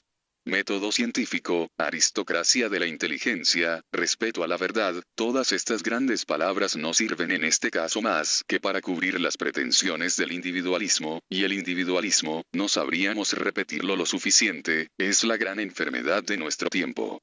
Se advertirá que, en su respuesta, Durkheim se sitúa exactamente en el plano de la problemática de Brunetière. Desarrolla, por un lado, que el ejército es un cuerpo de funcionarios, un grupo profesional, en suma que no tiene ninguna preeminencia particular y debe subordinarse a los valores que fundan el consenso social. Y, por otro lado, que el individualismo, en el sentido de religión de la humanidad, es la antítesis del individualismo utilitarista y anarquista. Es interesante notar que Durkheim se estaba comprometiendo en nombre de exigencias morales, y no en función de consideraciones estrictamente políticas, o aún en tanto judío, y de esto nos han dado testimonio tanto Georges Davy como Henry Durkheim.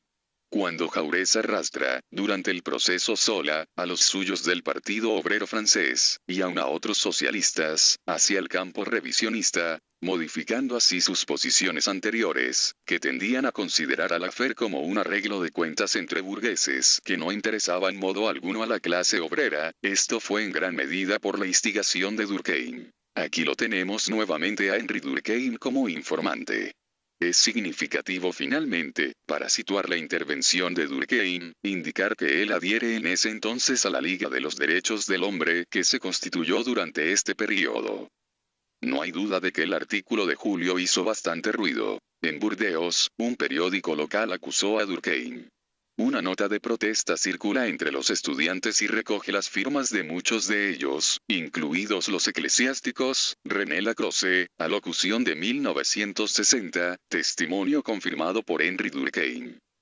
En 1904, Durkheim desarrolla en ocasión de una encuesta sobre la élite intelectual y la democracia suscitada por la misma revista Azul algunos aspectos del rol social que puede y debe jugar el sociólogo, y más en general el intelectual dado que el término se ha puesto de moda, en el proceso de cambio. La respuesta, muy corta, de Durkheim está precedida de estas líneas redactadas por los editores de la revista. Para el señor Durkheim, se sabe, la ciencia social debe edificarse lentamente sobre la base de un gran número de observaciones minuciosas. Pero exacta, objetiva y definitiva, ella es fecunda en inspiraciones útiles para el hombre de acción. Fiel a este principio, el gran sociólogo reivindica para el pensador el rol de educador, sin preocuparse de que entre al Parlamento. Los textos Seide reproducen la mayor parte de las actas de 2 sesiones en las que Durkheim participa y en las que interviene largamente. La primera, que tuvo lugar el 11 de marzo de 1906, era parte de una serie de conversaciones libres organizadas por la Unión para la Acción Moral que devino la Acción para la Verdad, entre 1905 y 1914. Economistas, historiadores, filósofos, sindicalistas, fueron invitados a debatir sobre temas como la separación de las iglesias y el Estado, la evolución de la enseñanza, el internacionalismo económico, etc. Las discusiones fueron en general presididas por Paul de Jardins. El tema de la charla del 11 de marzo trataba sobre el internacionalismo y la lucha de clases. Participaron notablemente de ella, además de Paul de Jardins y Durkheim, Paul Bureau, Leopold Dor, miembro del Partido Laborista Inglés, Charles Guide, Frédéric Raoult, Émile Pouget, secretario adjunto de la CGT, y finalmente Hubert Lagardelle. Este último había fundado en 1898 el diario El Movimiento Socialista, de tendencia sindicalista revolucionaria, y formaba parte de la extrema izquierda del Partido Socialista Esfío. Más tarde, devino ministro de Trabajo en el gobierno de Vichy en 1942-1943. De hecho, la sesión consistió sobre todo en un diálogo fuertemente vivo entre Lagardelle y Durkheim. Es este diálogo el que se retoma aquí. Este había estado precedido por una presentación de Hubert Lagardelle por Paul de Jardins, en términos de representante del socialismo revolucionario antipatriota, y de una exposición del militante socialista sobre la lucha de clases, que hemos creído pertinente retomar para dar todo su sentido a la intervención de Durkheim que le sigue. El tema de la otra sesión, organizada el 30 de diciembre de 1907 en el marco de las reuniones de la Sociedad Francesa de Filosofía, de la cual el texto de agrupa importantes pasajes, guarda ciertamente un estrecho parentesco con el precedente. Los diálogos entre Durkheim y Theodore Roizen y entre Durkheim y Daniel Parodi permiten una toma de posición del sociólogo sobre la naturaleza de un patriotismo abierto que conciliaría la pertenencia a naciones singulares y la exigencia de universalidad. Pacifismo y patriotismo no son entonces ineluctablemente contradictorios, si, al igual que el culto del individuo es el respeto del hombre en general en cada uno, el culto nacional es el amor de la propia sociedad de pertenencia en abstracto. La comunicación liminar de Th. Ruizen definía el pacifismo como la doctrina y la propaganda cuyo objeto común es establecer entre las naciones, por medio del derecho, una paz durable. Descalificaba tanto a los internacionalistas antipatriotas como a los nacionalistas patriotas, considerándolos igualmente adversarios del pacifismo. Para los primeros, la paz se hace automáticamente gracias a la desaparición inevitable de las patrias, que desborda la internacionalización creciente de la producción y del consumo. Para los segundos, predicando la paz a ultranza se disuelve, con la conciencia de los antagonismos reales, el instinto de preservación indispensable para la vida de las sociedades nacionales. El pacifismo queda de este lado de la meta en un caso, se va más allá en el otro.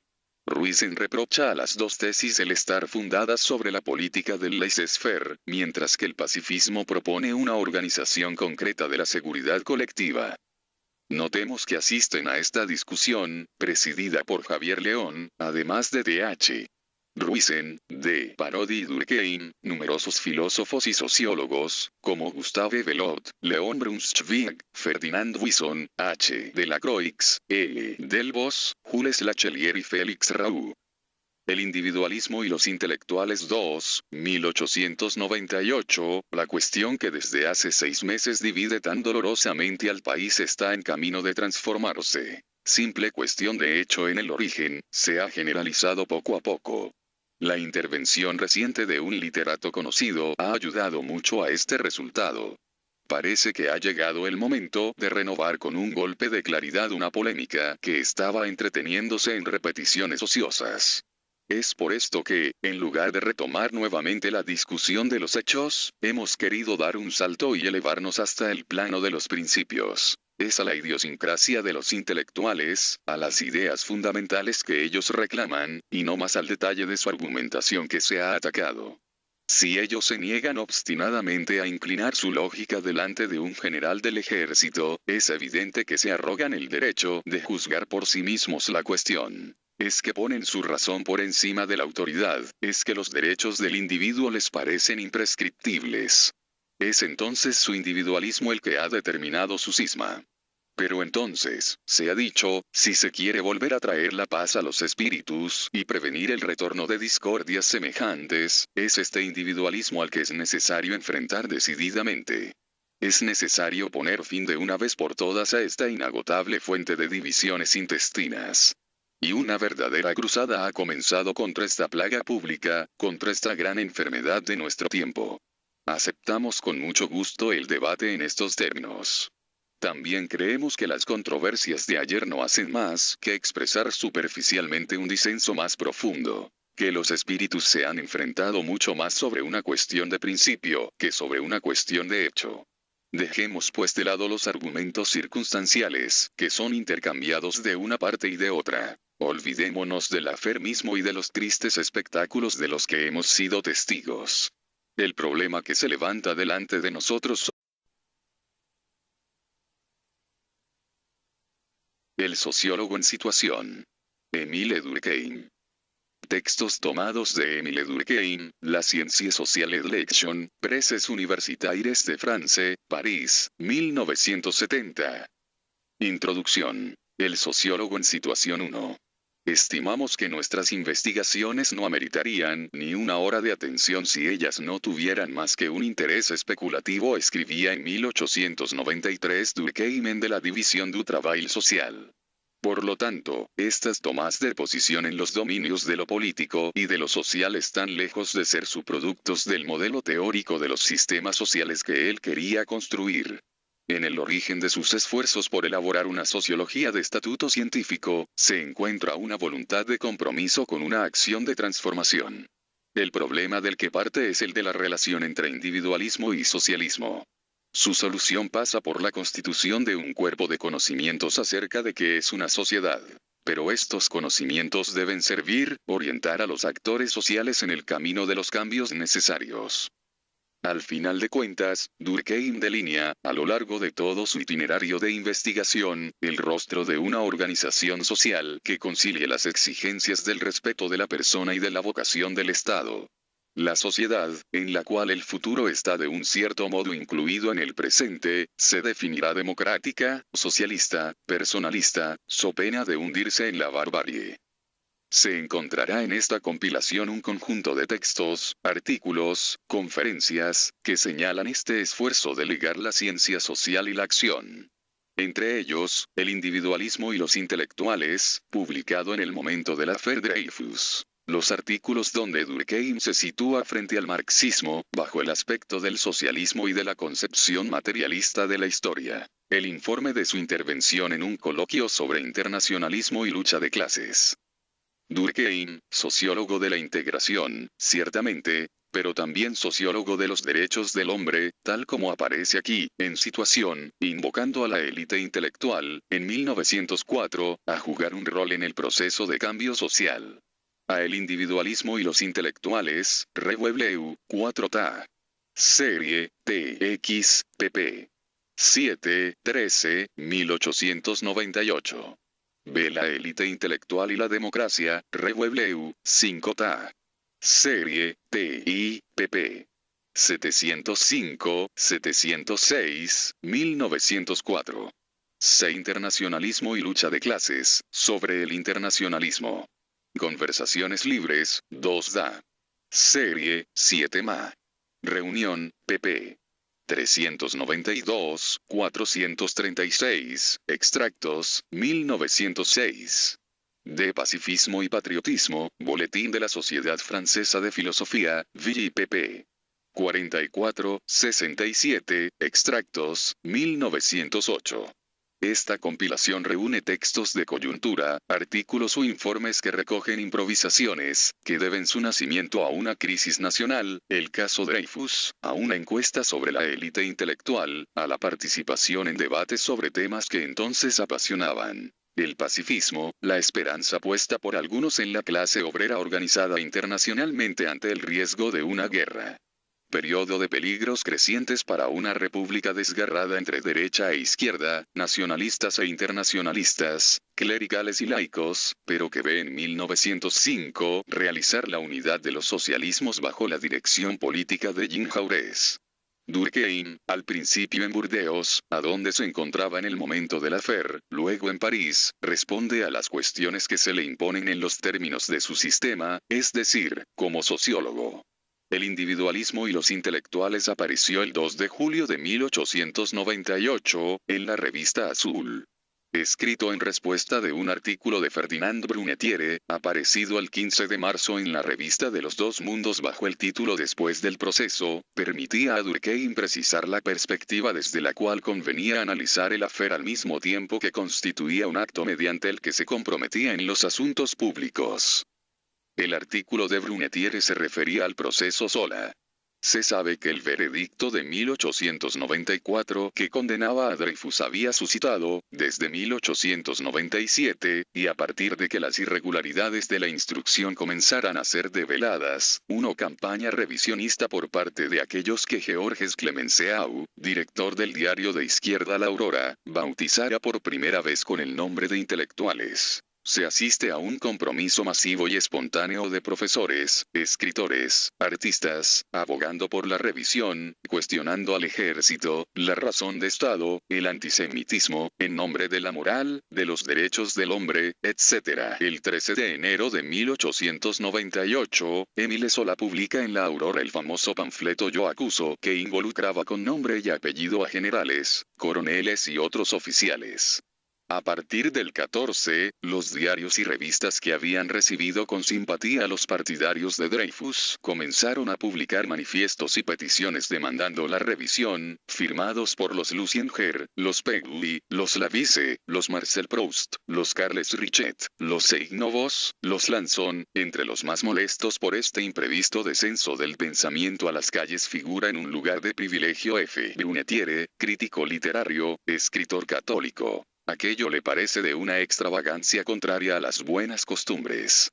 luego del procesamiento de Zola, que tiene lugar en febrero y termina con la máxima condena, y ahora que la campaña revisionista se vuelve más intensa y moviliza aún más a los intelectuales, Brunetière redacta un artículo intitulado Después del proceso, para la revista de los dos mundos T.